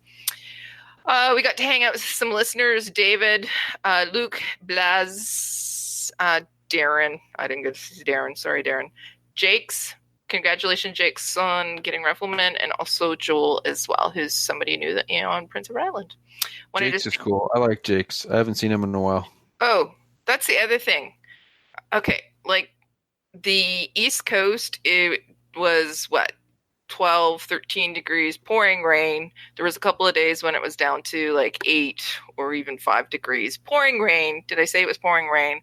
And mosquitoes and black flies were as big as, I don't know, horses. So it was not great weather, but it was great to see everybody. He shot in Prince Edward Island. There was gale force winds, and it was about 5 degrees, and it was pouring. So Wait, it was windy in PEI? Weird. I know. Never happens. All the ranges were windy. Just potatoes flying by. Yep. It was nice to come back to Ontario. So we left New That's Brunswick. not a sentence you say very often. I know. No, We left New Brunswick. At least it was sunny. And it was like 15 degrees. And when we got back to Ontario, it was 28 degrees and sunny. Just like, summer's here. That's about it. Just to let you know as well, the CCFR calendar, we're putting out a call out for anybody who wants to be a model. Let me know at kelly.wheaton@firearmsrights.ca. Hey, I offered last year and you never followed up with me. Hey, if you want to send me pictures of you in a bikini, go ahead. I don't own a bikini. Full stop. If you want to send me pictures of you in bikini, please do. I think There that's what I will heard. be no bikini. Just a picture of me wearing a gun. All right. I'm so doing that. What do I have that's big enough? I have something around here. One of those little like 3-inch vert grips should cover it all. Yeah, I got an FN-22 pistol. Maybe that'll work. Okay. I'm looking forward to those pictures. Okay. Why don't we go on to upcoming events? Because this is getting a little long. Pa-da-bum. Okay. Unlike the gun that Dave needs to. Charity shoot. Adriel, you know all about this. Why don't you talk about the charity shoot in Drummond? Oh yeah, the couple things that they're working on right now that I think are both confirmed. That are confirmed. Not I think they're confirmed. They are confirmed. There are going to be prohibs at this match, and there's going to be axe and saw blade throwing and other bladed weapons throwing. Nice. All sorts of weird stuff going on. Should be fun. Okay. I'm looking forward to it. And it's available on Eventbrite. Go and sign up. Mm-hmm. Okay. We're trying to raise $10,000. That's correct. We're trying to raise as much as we can. Oh. Hopefully more than 10,000. No, we hit 10,000. We're setting a limit, 10,000, then the rest goes to Adriel. Is that no? That's what happens. No. Okay. From Trevor, why don't you read this one from Tony? Because I don't have the notes open. That's why. Oh, really? That's a good Get on reason. it. You were being negligent in your host Yeah. duties. Wait, there's show notes? Okay. There is show notes. Yeah, sorry, Oh, Dave. nice. Next time you get the notes next time. Sorry, Okay. this is an email from Tony. Yep. Hey guys, longtime listener here. Reload Radio. I even have the T-shirt. I was hoping you could do me a favor and mention a couple of events happening at the Campbell River Gun Club on Vancouver Island in June. Saturday, June 22nd, is a Project Maple Seed event taking place at our 200-meter range. Sunday, June 23rd, is a Canadian rimfire precision match at our 600-yard range. That's a long range for rimfire, but, who am I to judge? There are still places open for both events. Both events will be directed by Rick, and we hope to see as many people as possible. You can go to mapleseedrifleman.com/events or rimfireprecision.ca/events. Cheers, Tony. Thanks for that, Tony. Yeah. Sign up. Yeah. See, we have other people even advertising for us. It's awesome. Yes, Thanks. very awesome. We have a lot of events that are currently. No, we don't. Most of them are sold out. If you want to check out Maple Seed, see if there's any more events, go online. Check them out. Gotta How get often smart do about people, Kelly, What? how often do people no-show? Because we had a couple of no-shows, right? Yep. Is that often like We typically have 1 or 2 per event. Really? Yeah. Yep. We tried a couple of things to try and circumvent that. Right. Yeah. But last Well, minute I mean- cancellations. It's very nice when people let us know they're not coming. Yep. Yeah. What's your cancellation policy? Like, when can they pull out and get a refund? Okay. So they get an email 7 days beforehand. We Yep. like to know prior to that, and we have been giving them a refund if we have people on the wait list and we can fill the position. But To if what point? what? Up to what point? Up to what point? After that, if they 7 days? yeah, Within if they okay. if they cancel and we can't fill the position, then they're not getting a refund. After 7 days. Within 7 days of the go Yeah. button. Cool. Yeah, yeah. And if you no-show, well, you don't deserve No, because we plan typically Yep, for that's right. people to be there. Yep. There's cost of us being there. There's even range fees. Some not typically we'll build the range fee into the cost, but we still have to pay that to the range. So Well, and somebody no-shows. I mean, screw them realistically. Yeah, exactly. I mean, an email the night before, can't make it, don't expect a refund, sorry. Yep. But to And we- just no-show is douchey. Attending own funeral. usually we'll get them, and we really, really appreciate them because it means we're not waiting for people. Our safety briefings start at 8:00 now, and we're not waiting for anybody. They'll catch up with the safety briefing. They'll have to do it privately. Amen. That's it. We're not holding up other people. Okay. This one is from Nathaniel, or Nate, as we like to call him. He says, please plug these events celebrating Cooey's 100th anniversary. These events grew out of a small, now over 2,000 members strong Facebook group of Cooey collectors from across Canada and a few abroad. He says, on July 6th, Cooey Day at the Milverton Rod and Gun Club in Milverton, Ontario from 10 a.m. to 4 p.m. They're going to have history display tables, flea market, barbecue raffles, and shooting events. Admission is a donation to a non-perishable food item to a local charity. That's awesome. They're going to be collecting food. On July 6th, it's Cooey Collector Show and History. It's in Columbus Community Center and Cobourg. I might go to that one. No, I'm in Alberta. 8 a.m. to 2 p.m. Again, there's going to be the history displays and flea markets, barbecue, and shooting events. On July 7th in Bonnyville Shooting Association, along with Cooey Collectors and JR Cooey Parts. Gates open at 9:30 a.m. 22 shooting challenges, shotgun shoot, and refreshment. He says, P.S. If Slamfire is interested, maybe I shouldn't be reading this. You're supposed to put in italics. If it's not in italics, you must read it. That's the rule. All right. It says, this is a great time for Slamfire to do a main topic on Cooey. Yeah, somebody's deleting it right now. So Somebody's putting it into italics right now. You're welcome. Well, That I've Go seen a few photos from their event. It looks like a blast. And if you haven't read about Cooey yet, there was a good article about it in Caliber, I think, a while ago. It was very interesting. I have two of them sitting behind me that I've randomly picked up over the years. They really just sort of that was one of the first guns I ever fired, like everyone else in Canada, over about the age of 30. So I bought one. Yep. And it's actually really fascinating history. It'd be interesting to have them on. I think we should do that. I definitely agree. We definitely need to have a main topic covering the history of Cooey firearms in Canada. And I don't just mean reading from the Wikipedia article, although that is a great place to start. Do we know any super Cooey aficionados? I believe Nate says he does, and he'll put us in contact. Sweet. Let's Just do it. join their group. All right. The only recommendation I have is if anybody brings a Cooey single action to a Maple Seed, please don't. Don't. I was actually Recommendation. going Don't. to. I was just thinking I should bring mine. Don't. Yeah, Just I don't. will. qualify. I just want to shoot it. The hate. Don't care. Please don't.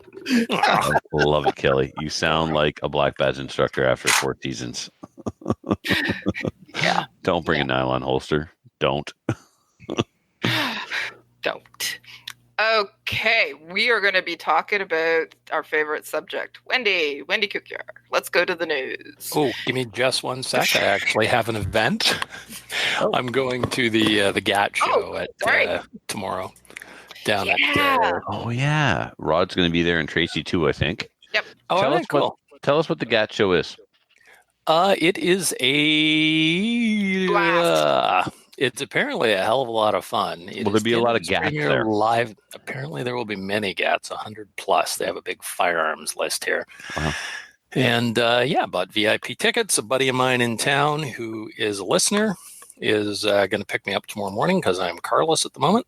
And we're going to truck our way down there and shoot some guns and meet some folks and have some fun. So it'll be a blast. It's for the industry, basically.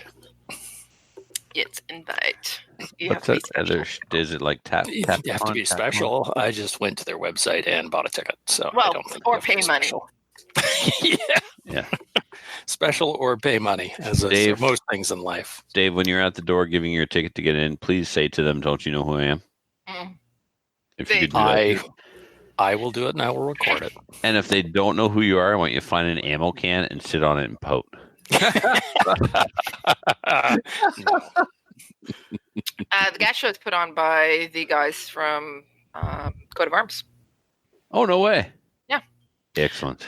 So you're going to have people like Odell Engineering there. You're going to have Darth Silva. You're going to have Bullseye. And it is a lot of fun. I'm going And next it year. just goes on and on. And on. Yes. So many people coming. Yeah, It and it's should the first be time they have the VIP. I was thinking about going, but I have a double Maple Seed this weekend, so I can't go. Sorry. Aw. I want to Well, go I got next year. the VIP ticket, but I'm only going for the one day because I have no car, so I am at the mercy of other people. Yeah. Hmm. Okay. Why don't we move on to news then? Go back to Wendy. Ugh. Ugh. Wendy Kukier. Yeah. Yeah. You threw She's this. lying. She's quoting incorrect stats. Can't But get called out. yeah, Yep. finally, looks like we're having some results on this. So this is an article in Ottawa Matters. I think it might have been in some other news places as well, just because these things get syndicated all over the place. But originally, this article was banning legal handguns in Canada could reduce local crime, says gun control expert, and it had some stats from Wendy in there. And it looks like some firearms enthusiasts corrected those statistics, and they downgraded it from including the stats to having a correction in there saying this article originally featured a statistic given by the interviewee that has been proven incorrect. We regret publishing the error. And they downgraded her from an expert to a gun control advocate. Advocate. Yeah. Perfect. How can you be an expert in gun control? That's dumb. Well, you could Advocate be, is the but correct I term. think you'd have to have some facts on it and have a kind of a whatever works kind of an approach, and not like I've an conducted agenda. this study, and I found this result, and this that might make you an expert on the topic. Instead, no. Yeah, but this doesn't, which is She very has good. performed many things, and they often disagreed with what she said, so then she ignored them. Mm-hmm. Yep. Good. I dislike that woman intensely. I think she has done more damage to Canada than anybody other than assorted politicians I can think of. She is a terrible, terrible human being. She is. She even got reprimanded at work for a bullying incident or something like that. Do you guys read about that one? Yeah. Shocking. That. Yep. She was removed from tenure for it, I believe. Oh my! Wow. Really? Yeah. She was supposed to take over as the president, I think, or something like that, and she didn't get it, I think, because of that. Good.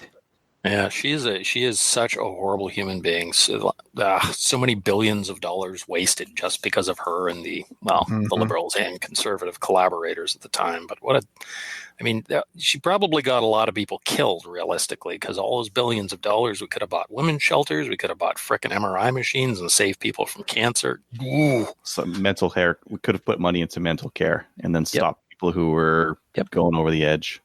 Take care of people, not inanimate objects. Yeah.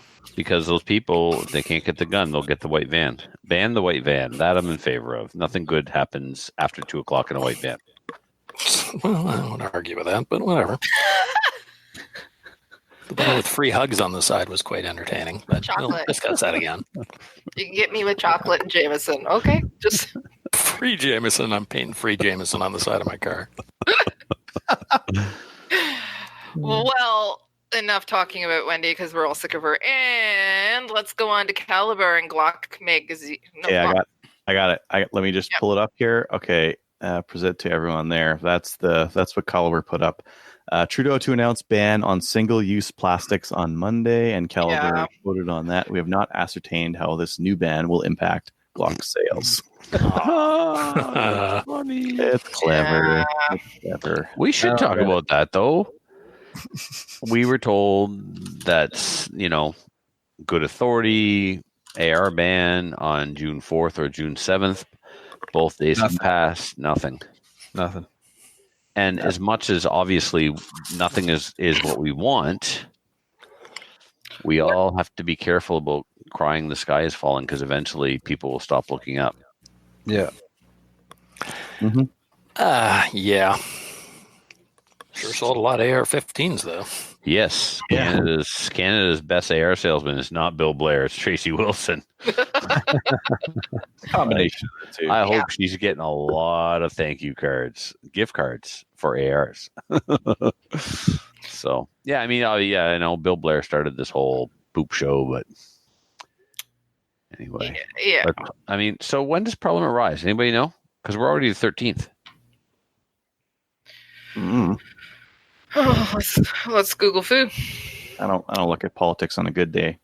Right. It's not a But the good day. whole idea is if they don't get something done before Parliament rises, they're not going to, because when the House gets back to work in the fall, it's election time right around the corner. So They're not allowed to do anything and introduce anything once they've called the elections. I do Right. kind of wonder if the reason they've done this, and this is a little bit tinfoil hat, but I don't think too particularly, is so that the Liberals can stand up and go, look at all these gun control advocates losing their minds after we said we might ban guns, and vote for us, otherwise the streets will be running red with blood. Yeah, it's a bit of tinfoil there, but I don't But know if they maybe- can think that far ahead, though. that's the thing. See, you're giving them a lot of credit there, Dave, Yeah. is the issue. So they rise on the 21st of June. Underestimate your enemy. 21st. Okay, cool. Finish, Yeah. Bill. Summer solstice there. Okay. No, do we? Okay. The next one. Well, somebody just, again, italics people. I don't know. Do we want to talk about this? I sent this to you guys earlier, so I don't have show notes, so what are we talking Yes. about? Let's talk about it. You did send it. I read it. Well, it's gun industry related, Yeah, right? let's talk about it. And well, let's be nice, but at the same time, people should know.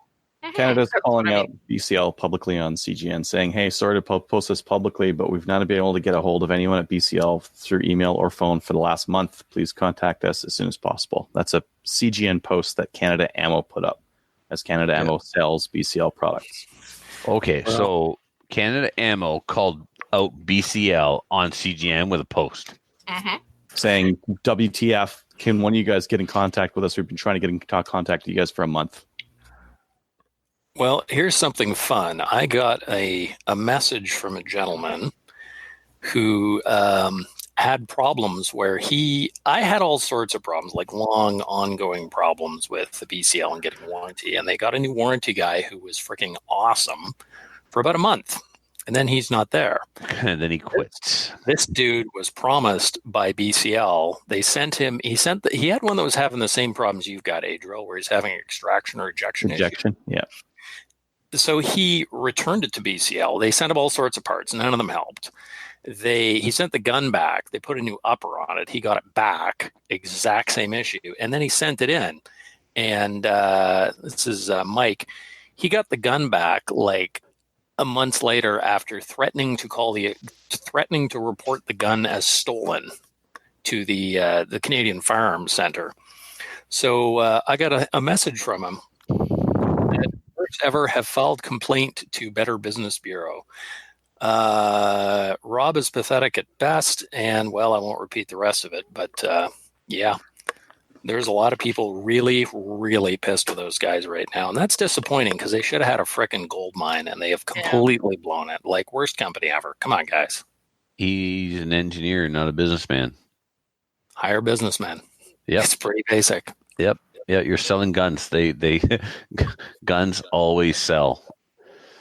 Yeah, and I mean that BCL 102 for the Canadian market, right? Like that thing had a run on semi-auto AR-ish 308s for a while.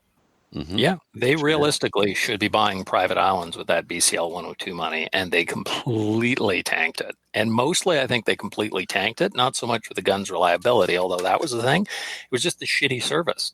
Yep. You know, I told them, why don't you have a phone number? Like that would solve so many problems if somebody just picked up the phone. Because people will call it, man. Dave. Well, I know, but I'm a customer service guy, and I've discovered in my entire life, if somebody's having a crappy day and they're having problems with your product, and you say, you know what, I understand you're having a problem, we're going to make this right. There isn't a problem then. Yeah. And then you actually make it right, of course, which is the other part where they fall down. Okay. So, yeah, really, really bad. And they're getting called out by their distributor. I mean, that's like, wow. Well, they're an end retailer. I think North Silver is the distributor. North Silver is the new distributor. Yeah. Okay. Well, still, wow. But still, yeah. Okay. Let's move on to new gun stuff. Guess what's happening this weekend? The Gat Show. Yeah. No, it's Father's Day. Father's Day sales are happening. Oh, yeah. Oh, yeah. Yeah. You don't have to be a father to take advantage of this, do you? They don't check on their way in. Adrian, you set this up, so why don't you talk about Arms East? Yeah, I'll talk about these. Okay, so first, Arms East, they have Stag 10 rifles in stock. So if you're looking for one of those, they've got the full 308, they've got the 6.5 Creedmoor, and they've got just the receiver sets. So any of those three that you might want, all are in stock now, and all are high quality and have a company that will support them. A buddy of mine just messaged me and said, I'm so glad I went with the Stag 10. Yep. Okay. Yep. Range and they view. are $1,900, $1,950, $1,995 for the 6.5 Creedmoor one. Yeah. It's right around where you'd think it would be for a high quality rifle in 308 or 6.5 Creedmoor. The next one here, Rangeview Sports have unissued Mosin Nagants. So most of the Mosins we have are like Arsenal refinished, where they took them to war, they got all rusty and nasty, and then they took them back, refurbished them, stored them in Greece for World War III, which never came around. These are actually just straight up unissued. No one even took one of these out. They're basically new from the 40s. Never issued Mosin Nagants, which is kind of neat. So if you want one that's never been issued, they're a little bit pricey. They're $450 to $550. Sorry, I was reading an email. What did you just say? Unissued Unissued? Nagants for $450 to $550. How is it even possible that there's some left that are unissued? Yeah, that's the interesting part. I mean, you got to think about like the Soviets and storing Mosins and Right. making Yeah. millions of them and just putting them everywhere. Where are they? Who's got them? Rangeview Rangeview. Sports. Is this in our new gun stuff thing? Yes. Oh, there it is. Okay. All right, carry on. Carry on. Unissued I didn't Mosin. buy a gun this week, so Don't want an unissued Mosin if you shot a Mosin before and you're like, and you sold it right away. You probably like the unissued one is not worth that much more. I probably wouldn't shoot it, dude. I would just like stick it on the wall. Yeah. Stick it on the wall once you grab What's that one. again? Who had them? Say again? What? Who was it who had them again? Rangeview Sports. Oh, very cool. I mean, if you're gonna like put something on the wall, Yeah. I like personally, I'd rather have something that has been in World War I and or World War II because they're still around, right? And then Yeah. it's Very like, well, that's like a collector's Mosin Nagant. I don't know if the two go together just yet. Maybe in the future, sometime, people would be like, "Oh, wow, that's a really cool Mosin Nagant. That's a really cool pro collector's piece." Right now, it's like, Yeah, all right. Like collecting matchsticks. Buy and hunt with it.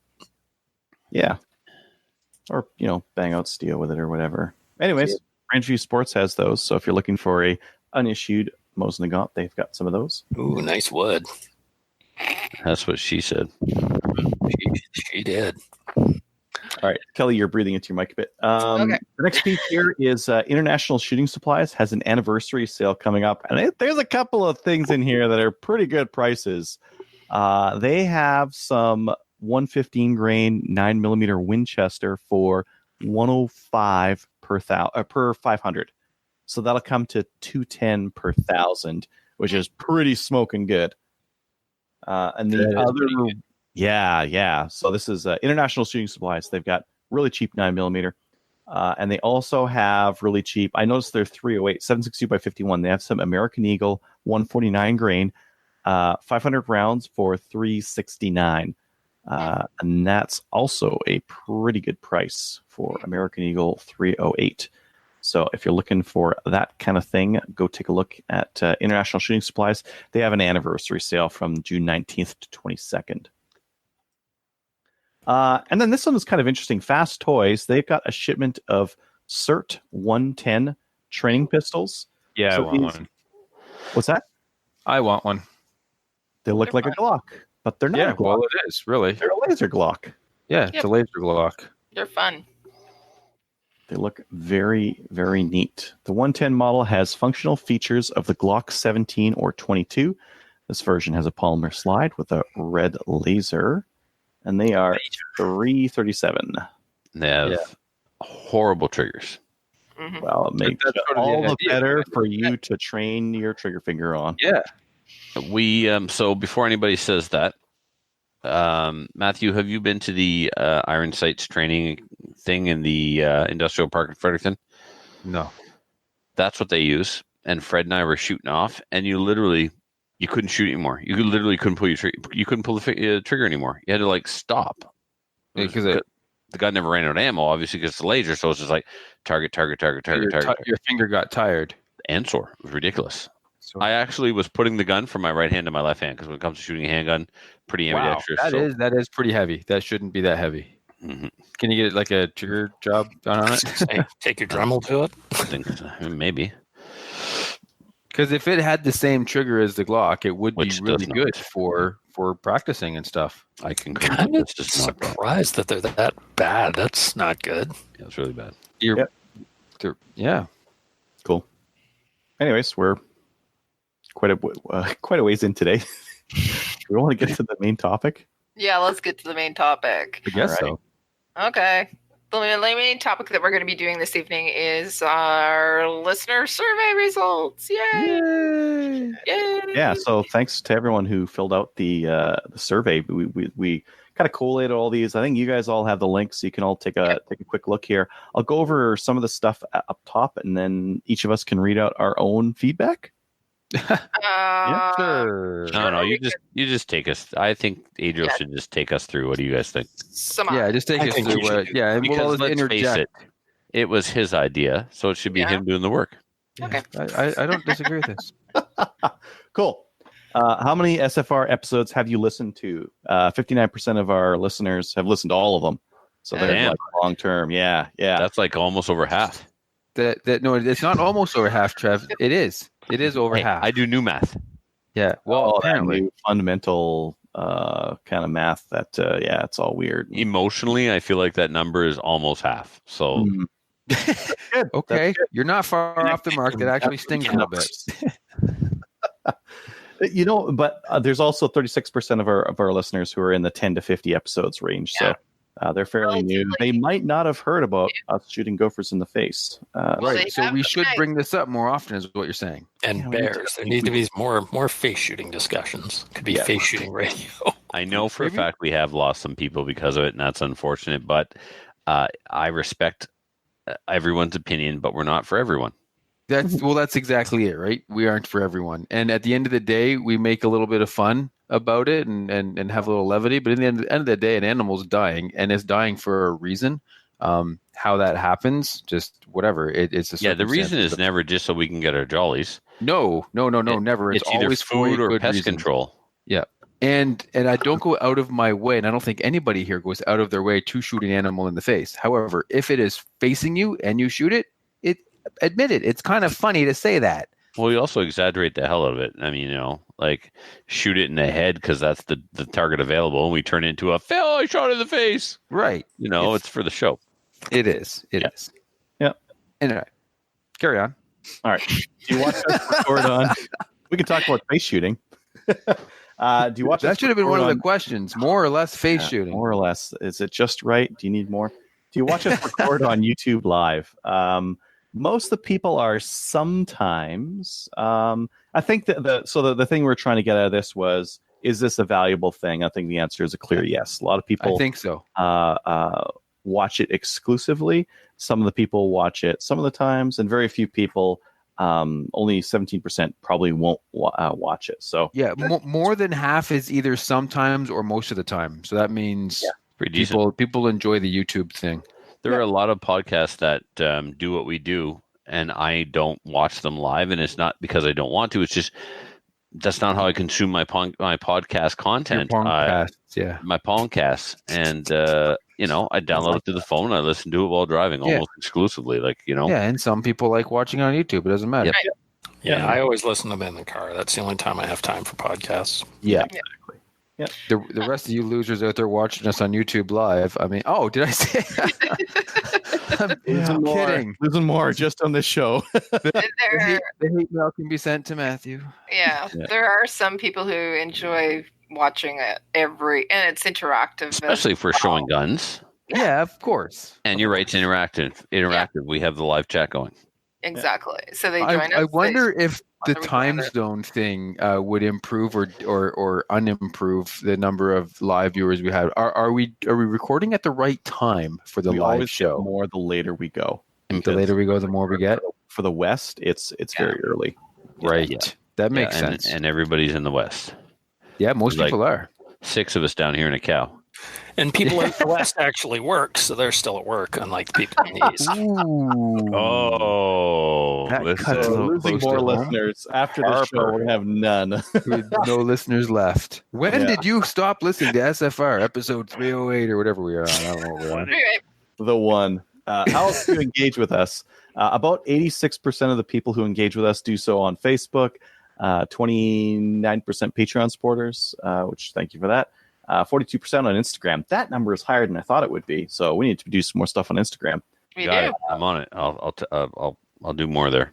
All right, and we have to help out by sending more stuff to you to share on it. Right. Cool. 12% on GOC and 30% IRL. That's in real life for you beyond 50-year-olds here. Oh, there's no one here beyond 50. What? Well, there's one person beyond 50, but Trevor? what? Dave is old, man. Oh, Dave's not old. He's Oh, that's very right. young. You're old. You're over 50. What? Doesn't look a day over 25. Yeah, you're my favorite, right? I'm out. You kiss ass. I was Good going to say reason. 35, but Overall show length, it looks like people like the show for the length that we make it. So most of the comments were time doesn't matter as long as it's good content, which it's not. So it's probably too Yeah, long. so sorry about that. sorry. Yeah, most people say they don't really care as long as it's appropriate for the content. Right. Now let's get on to. Are you sure that like you guys don't want to summarize your own feedback pages? You guys should summarize your own feedback pages. No, man. Why should we do it? Okay, I'll do it for Trevor. Yeah, there we go. That's what we should. Oh, is there a link? All right, we'll pick one and There's a we'll pick link. each other's. Where's the link? There's a link What do in you there. mean? Where's the link? Show now. I'm not watching the show notes. Oh, Starting to sound like McClatchy, Trevor. Step it up a game. I have no show notes. Oh, All right. poor Dave. Somebody send Dave a link. should send All right. Dave, like just the whole thing, and he can do it. Yeah. I think that's I would do Okay, that. I'm first. Matthew, you going to do me? Whoa, And whoa, I'll- whoa. I almost Yes. After hours. That's a lot, though. Holy smokes, we're going to be here. I'm not going to read it all. I'm going to read the ones that I find interesting. Yeah. Yeah, there's some consistency. Okay, well then between let's some do of them. ourselves like Yeah. always around here, and pick the ones that we think are the funniest. Well, it doesn't Or have the to most- yeah, necessarily okay, right. be funny. It could Okay, be, we ready? Yeah. Yeah. All right. One thing Trevor does that I really like: nothing. I was going to say, stop talking. I think the same person said that for everyone. Then I got Hitting his go button. I like that one. That's a good one. ragging on other shooters. Mhm. Yeah. Explains IPSC rules and everything new to the sort of explains IPSC rules and anything new to the So- sport. He explains in detail. Mhm. Brutally honest. Mhm. Very knowledgeable about a lot of topics. Go full fur lot. Where's that one? 2/3 the way through. 2/3 way through. Believe me. Hey, On you're there. not going to read them all, Trev. So you're just going to have to No. skim. Yeah. I like it when he's surly. I like it when he's ornery. He This guy shoots likes a all the time. lot. Yeah. Pokes fun at everybody equally. Thank you for that. And then there's some that say he pokes fun at Kelly a lot. And people like that. Remember, we're in the what he does that I like category. Supports his discussion with facts. Wow, somebody didn't know me. Uh-huh. Best at telling people how it is. Go button moments. Go button. Is there any other ones there? Oh, go full for a lot. There it is. I love it. Interact with other hosts. Videotapes me while I'm puking. Who is that? You know, you've got a varied friend I was list. going You to don't say, even know which one is the that is. list long enough that you That's oddly specific. Yeah, man. I don't. You don't remember that? I videotaped a lot of people while puking. I don't know. But anyway, apparently someone likes that thing that I do. vaguely creepy, but okay. The world's longest what I did in guns. When he pulls out random firearms and plays with them like his version of a fidget spinner. Oh my god, that's awesome. Not showing up for recording. He's always busy with guns and has a lot of great information to share. What was that? Oh, being Trevor. There you go. It's the only person I know how to be. Okay, let's get into one thing Trevor could do to improve would be shut up a little. Lose weight. Oh, I love that It's one. like mean tweets. Damn. So That's somebody exactly said- like mean tweets. somebody said that I look like a bag of insulation with my IPSC shirt on. So since they said that, I've gone keto and lost 10 to 15 pounds already. And what did I say when I first saw you? That I look svelte. You What look did I awesome. say when I first saw you? You're fat and I hate you. Pretty much, yeah. Stop being a condescending ass. That means Condescending means talking down to people. I love that. Oh, the tears are sustaining me. Talk more about hunting. Buy more guns. Not suck. I have Talk longer about what he did in this gun. I'm confusing these with what they like and what I could improve on. All right, so I could improve on by being more surly. Say numbers properly. Oh, I could reduce the length of what I did. Well, I'm not going to do less, so I'll just pick and choose the most interesting things to talk about. They want me to talk more about IPSC? Cut down on the ego, as there are times I hit the fast forward button to skip his egotistical bluster. Jesus. Savage. on. Listening skills. More go button, more can seem conceited. Oh, I had a joke lined up for that one. Real gooder, shorten his segment. Nothing, just stay Trevor. You got that in the other one. Poke fun at everybody equally more. It's the same person. Stop making me jealous. Turn down the suck knob. I think he has suck cranked all the way to 10. Celebrity roast. This Like is great. We Pharrell. need Don Rickles here. Somebody wants you to buy a Ross. Stop blowing out the back of his shorts during matches. That Okay. actually happened. I bent over and I ripped the ass right out of my pants. Yeah, I remember that. That's why I'm coming back to this next match. See if it'll happen again. Hence the one keto. thing Trevor could do to improve would be his acceptance of clowns as humans and a variable career if so desired, and a viable career if so desired. Nothing. He's perfect. There we go. We'll stop on that one. End on that one. It's a good one. Yeah. All right, Matthew. Perfectly imperfect. So the things that Matthew does that they like is I rarely show up. Now, I wrote that. Duly noted. I wrote that, buddy. I want you to know straight up that was me, not a listener. I was the first one to fill out the survey, and I roasted you all equally. Trevor said what everyone was thinking. Oh, that's awesome. Love it. One thing that they like is my sarcasm and interrupting others. I can't believe that. That's not true. They like it when I show up. Is different armed hiking, expeditions, dad jokes, sarcastic, sense of humor, laid back, geeky knowledge. So yeah, basically everything I figured. Armed hiking, a lot of airplane comments actually, which shows that there are some pilots out there that enjoy guns and flying too. But don't worry, because I get some what's that? Or wannabe pilots that enjoy the crossover. Yeah. You should do both at the same time. Really, you need to arm that little plane of yours.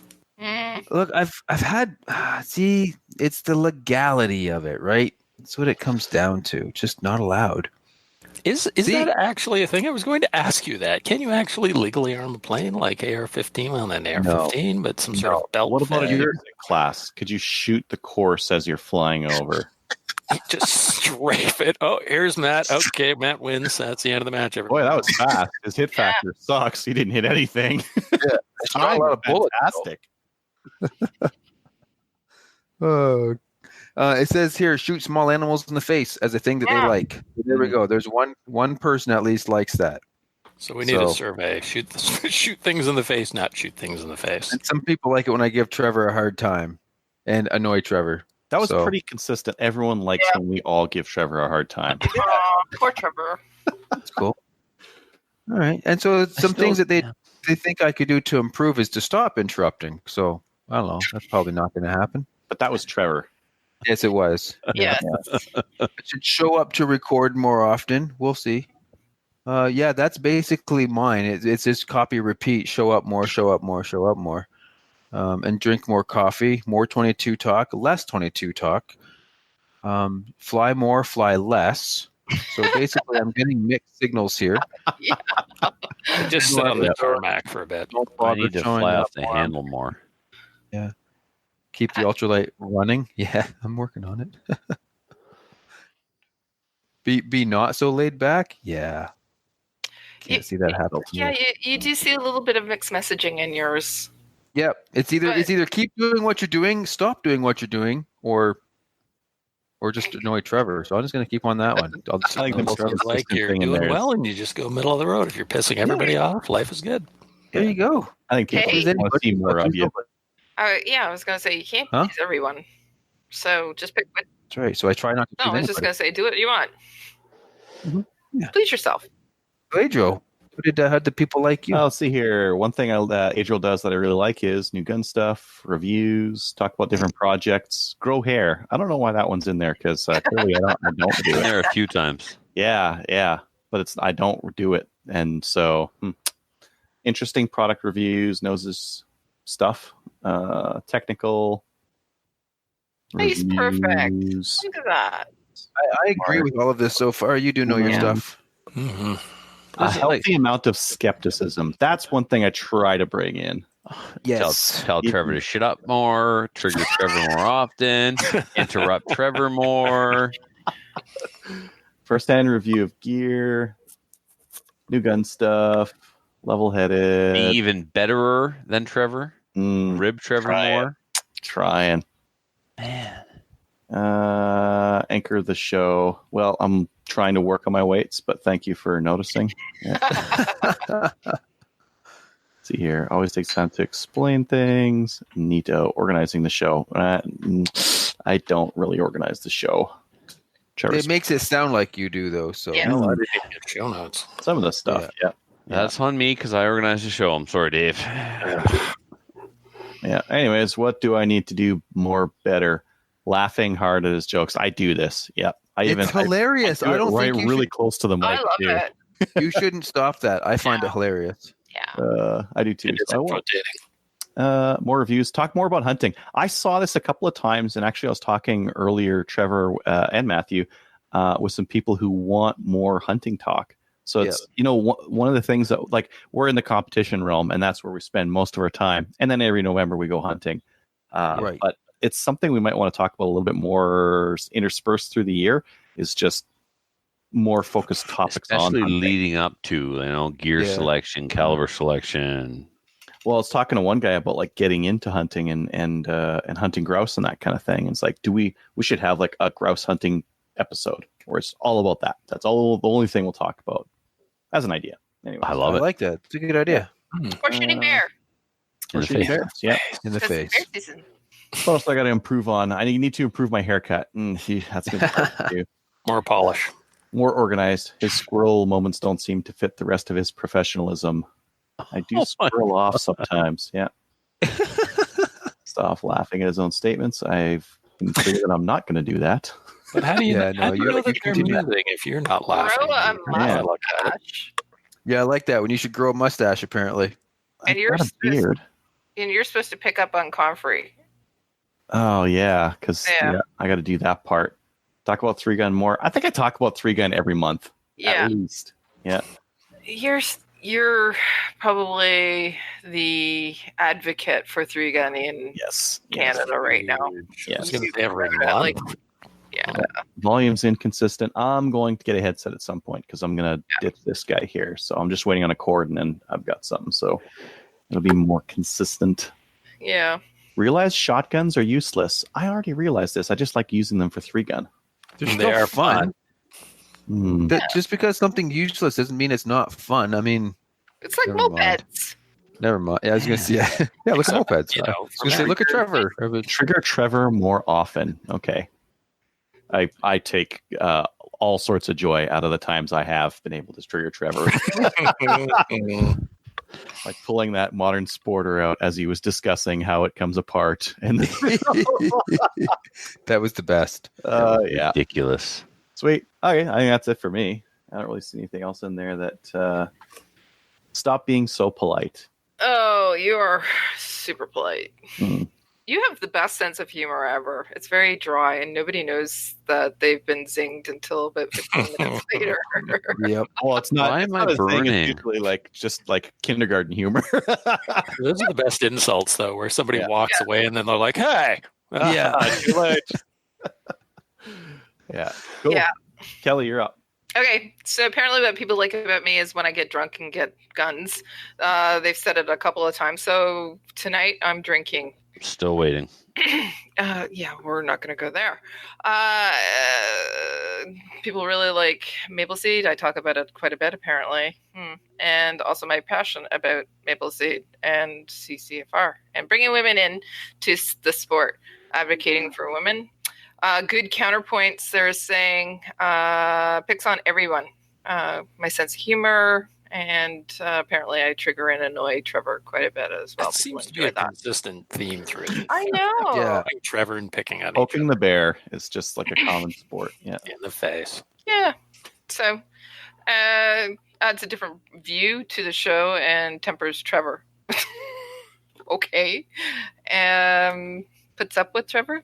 There's a lot of Trevors in this. Yeah, this throughout all of your, I seem to get mentioned all throughout yours, yet I don't remember hearing your names in mine. Am I like the yin to your yang? Sure. Clearly, I am the host they love to hate, and that's good. And people really like it when I put ands in numbers. Nope, that's not actually correct. It's a fact. Oh, yeah. Somebody else commented on that other than me. Don't use the same figure of speech 10,000 times. Well, we're going into what people don't want me to do or I can improve on. Stop using the same figure of speech 10,000 times. Like, really, 10,000 times? Isn't that a little bit of an exaggeration? No, it's actually they were actually going under. They were. Yeah. Okay. How many actually times did you say actually today? Actually, I'm not sure. Nothing. Get drunk more. She's great.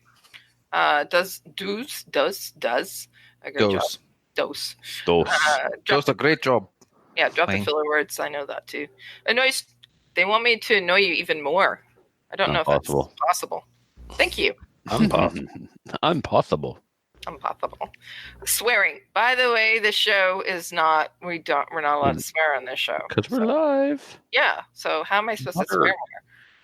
And We'll make up our own words for You swear make words. up words. Twat Let's about make us. up our own. Like a sci-fi movie where they say like weird words and they're like, you can't censor that. Exactly. Like Battlestar Galactica was bad for that. Yeah, and hilarious frack. at the same time. Yeah, frack. Yep. Okay, my new favorite word is twatopotamus. Give me some. Me too. Love it.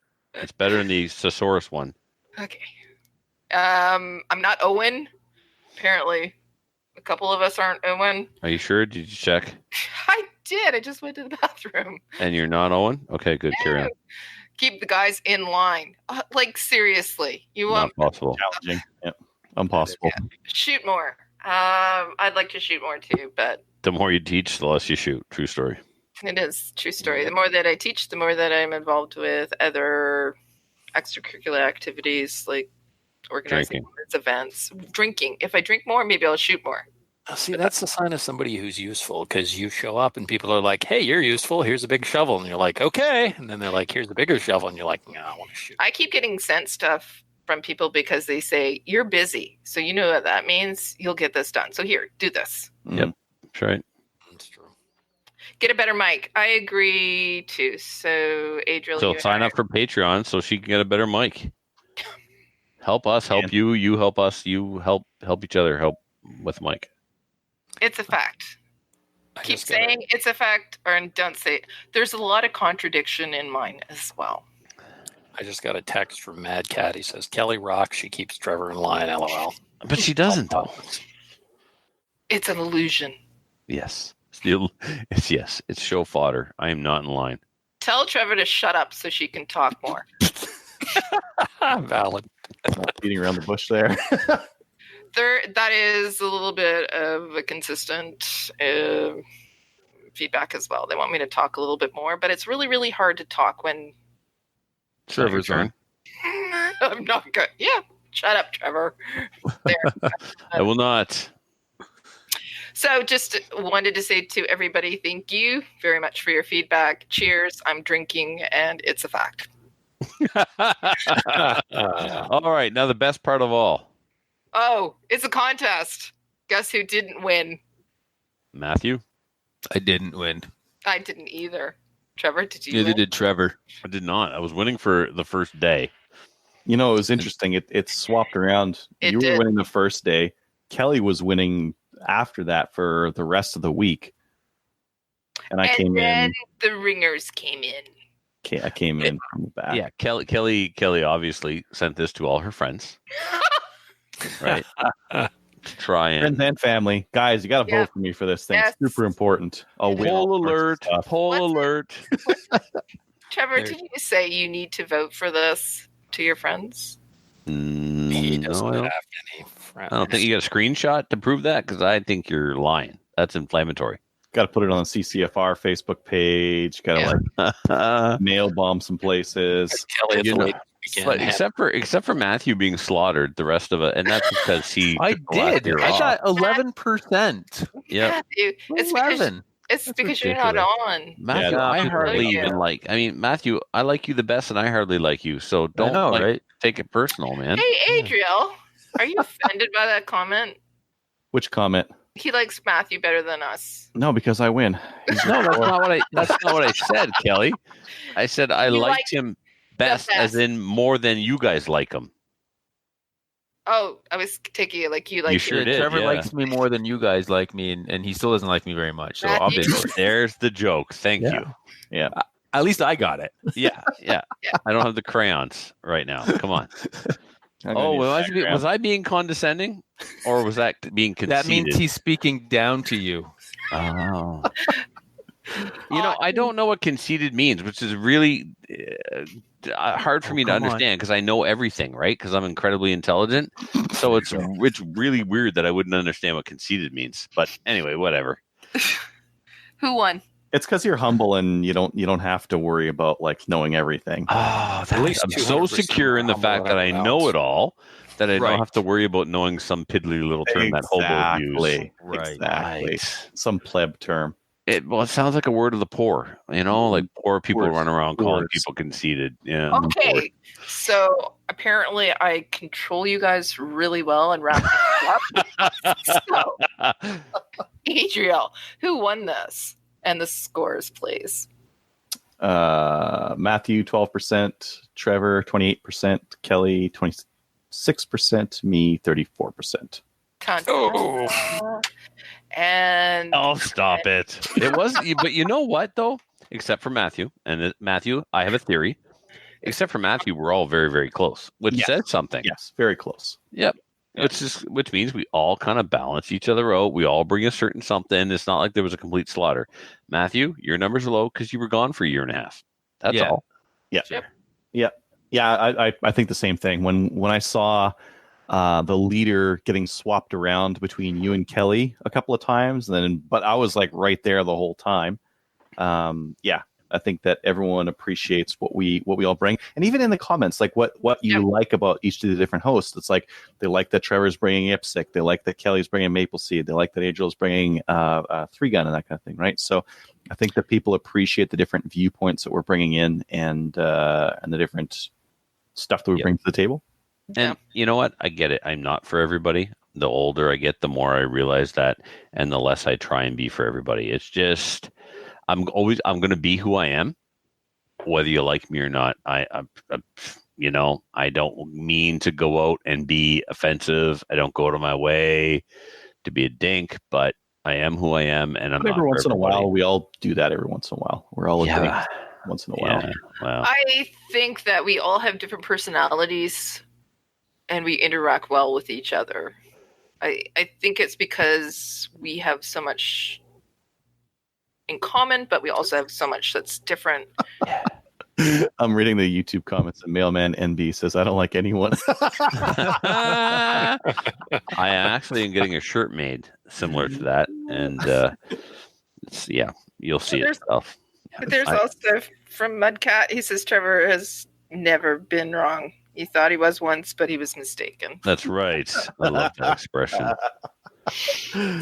Oh, so good. Nice. Thank you all for your feedback.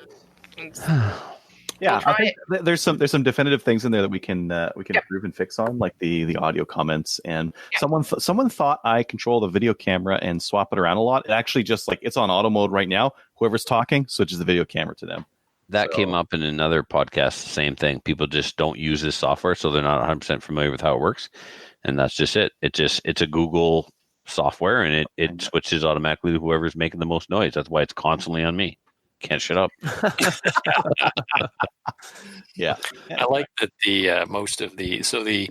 the comments were all good. Everything was really balanced. There were some really consistent, good comments about everybody, and I like that the things you could improve were mostly like joking and fun with a few. Yeah, mostly.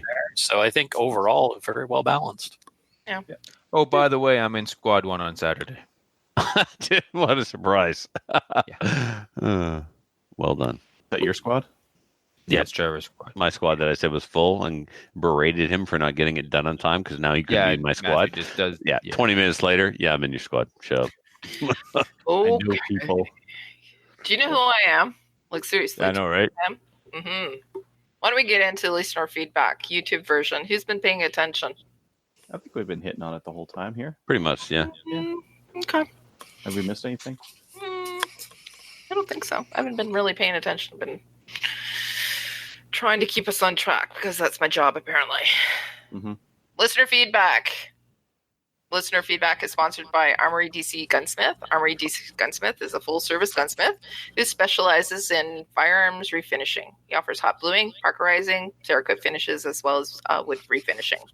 Check out his online inventory of new and used guns, firearm accessories, optics, and more at dcgunsmith.ca. You can also follow him on Facebook. I do. Go over there and join it. And you can also follow him on Instagram as well.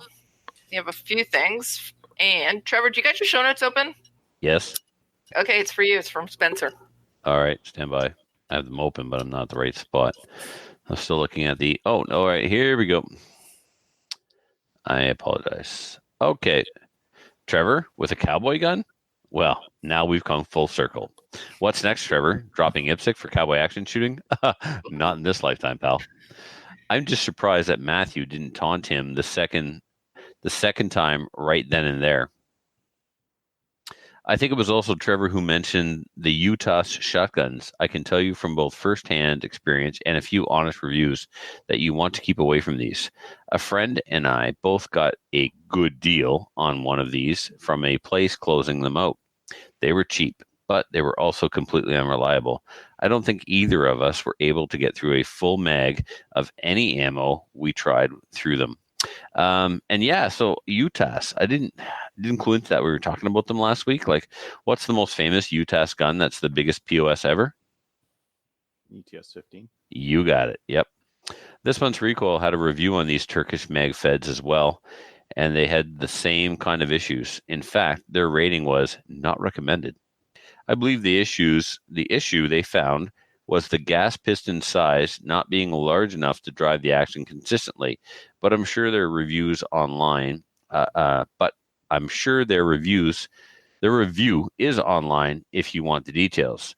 This is I've not heard that, but I have heard that opening up the gas port on some of these Turkish semi-autos, like for example my Typhoon, does increase reliability and does allow you to shoot lighter loads like 1 ounce instead of 1 1/8. So glad you guys like the BAR. I didn't like the BAR, to be clear. I'm sorry you were under that misunderstanding. I thought it was horrible. Oh, look who's being brutally honest again. I've actually been shooting a bunch lately, and it's garnered more interest at the range than anything else. Yeah, no wonder everybody's like, look at this abortion. Anything else that I brought there, it's kind of hilarious when people expect this huge boom, and instead it's just a little 22 size pop. And he didn't sign off, or you guys didn't copy and paste the sign off. So anyway, that is Spencer the Whale from Smyrna. And yeah, no, it's not a cowboy gun. What are you talking about? Cowboy guns for cowboy action are in PCC. They're pistol caliber carbines. Like, you got them in 45 Colt. You got them in 357 Magnum. Nobody shoots cowboy action with 4570. So what's the 70 in 4570 mean? What's that for again? I don't know. It's grains of black powder, isn't it? Or is it length? Is it? Oh, that's right. It does go back to those days. That's why you can't. There's trapdoor 4570s, and if you buy newly manufactured commercial ammo, some of it's got a warning right on it: do not use this in a trapdoor, because originally it was a black powder cartridge. Pretty old cartridge, pretty much from the time of the Cowboys, but not cowboy action. But around the time of the Cowboys. Fine. I'm a cowboy. You're a cowboy. You got to get the hat and the chaps now. Yeah. No. You got to cosplay when you go to matches. Yeah. No. And you got to say. You got to come up with a nickname. You got to have a nickname too. It's called an alias, and no. What can we call him? We can move on to shoutouts. Let's do that. Okay, so we would like our listeners to write into the show and tell us what Trevor's new nickname is at slamfireradio@gmail.com. We'd love to hear from you. That's our next survey. Okay, let's move on to shoutouts. Trevor, you do have one. I see it's written in there, so please. Oh, to the Woodstock and Maple Sea crew. Thanks for an amazing weekend, guys. You're welcome. It was awesome. I love seeing you. Yeah, it was a great, great time. Sitting around the campfire later was also a great, great time. Yes, it was. Yeah, because we're done. Okay, never mind. We'll just move on. Adriel? Yeah, all the guys that helped put on the Battle of Alberta 3-gun match raised a ton of money for a worthy charity, and it was a pretty fun, pretty challenging match. I'm going to put up some video maybe tonight or something like that, so you guys can heckle my shooting and my hobbling around on my crappy knees that I did on day 2. But yeah, it's fun. Yep. Matthew, you don't have anything written here, but I'm polite, so I'm going to ask you. I'm going to give a shout out to the 12 people who voted for me. Awesome. There's 3 people in your family. Where'd you find? I know, right? Where'd you find 8 other people? Dave, what about you? Shout out to my buddy Mad Cat who's listening, and our listener Adam and Lori who are going to chauffeur me to the GAT show tomorrow. Thanks, guys. Appreciate it. And thanks for you guys for being awesome. Okay. I'm going to give a shout out to the other Trevor. I also like to call him the better Trevor, but the reality is he is other Trevor. You're both pretty awesome. He let us into the range at a really, really early morning time at 6 o'clock at Restigish. So I just wanted to say thank you. And then he shot the whole day. Yeah, he did. Yeah. Yeah, he did. So pretty awesome guy, by the way. You have some pretty awesome people. Oh, yeah. Fantastic people at your range. I just wanted to let you know that those people, pretty fantastic. I'm very fortunate. I really am. Trevor pretty much set up the Steel Challenge single-handedly. Wow. Okay. Let's move on to Patreon. We do have a new one. Nate's the guy that sent us the information about the QE days. So he's also now a Patreon supporter. So thank you, Nate. We are going to have something that's coming out soon. We were hoping to do it this evening, but we've had to postpone it. So something coming out soon for all those Patreon supporters. If you do want to support us through Patreon, you can just go to patreon.com/Slamfire Radio. What it does is it allows us to produce content, but also replace things like these crappy headphones and get our quality up in our audio. So if you want to do that, that'd be great. You can also support the show by visiting our website. Click on the links for Cabela's. If you're going to go and shop, you might as well shop at Cabela's, and just go onto our website and then click on that link, and they'll give us a little bit of a kickback and join one or more of our National Firearms Association. But we would prefer that you do go and join the CCFR, because right now they are pretty much. Well, they're one of the only ones that is fighting for us. From what I can say, they're active in the effectively. Yeah. See, Adriel, that's what's so good about you too. I should have put that in the survey. You put it more better. And then go on to Gun Owners of Canada. We'd like to see you over there, because apparently only 12% of you go over there. And like us on Facebook too. We're not better than the people. I don't know. Who are we supposed to be trying to be better than? Some charity foundation that saves children. I think they got us. I think they got us. Charging them already, hacking their Facebook page. They're going down. Kids keep me employed, so sure, I guess. We'll find a group that we can, I don't know, let's say satanic rituals. I don't know. So what you're saying is someone other than the children's charity. Anyone, pretty much, really. We might have a chance against them. And that's about it for this evening. Thanks, everybody, for listening to episode 308. It's not about that, but we did have some shots fired, so it was fun. I have another shout out. Okay. Filthy, Clone Boy, you're dead to me. Aw. He's not to me. He gave me some stuff. Slamfire Radio with my name on it. It was awesome. Cool. He suggested my cowboy name should be Fat Bot Slim. I think he meant Fat Boy Slim. I don't know, Fat Bot. Maybe it's a typo, but either way, you're dead, Cloney. It is more better. Fat Bot Slim. Mm-hmm. Well done, sir. I actually took a picture next to a bag of insulation today. I'll share it with you guys. Jeez. I still think you're swell. Good night, everybody. Good night. Good night, everybody. Bye. So if you have any comments or questions for the show, please send an email to slamfireradio@gmail.com. Now go grab a gun and shoot something. When the talking is over, it's time to get a gun.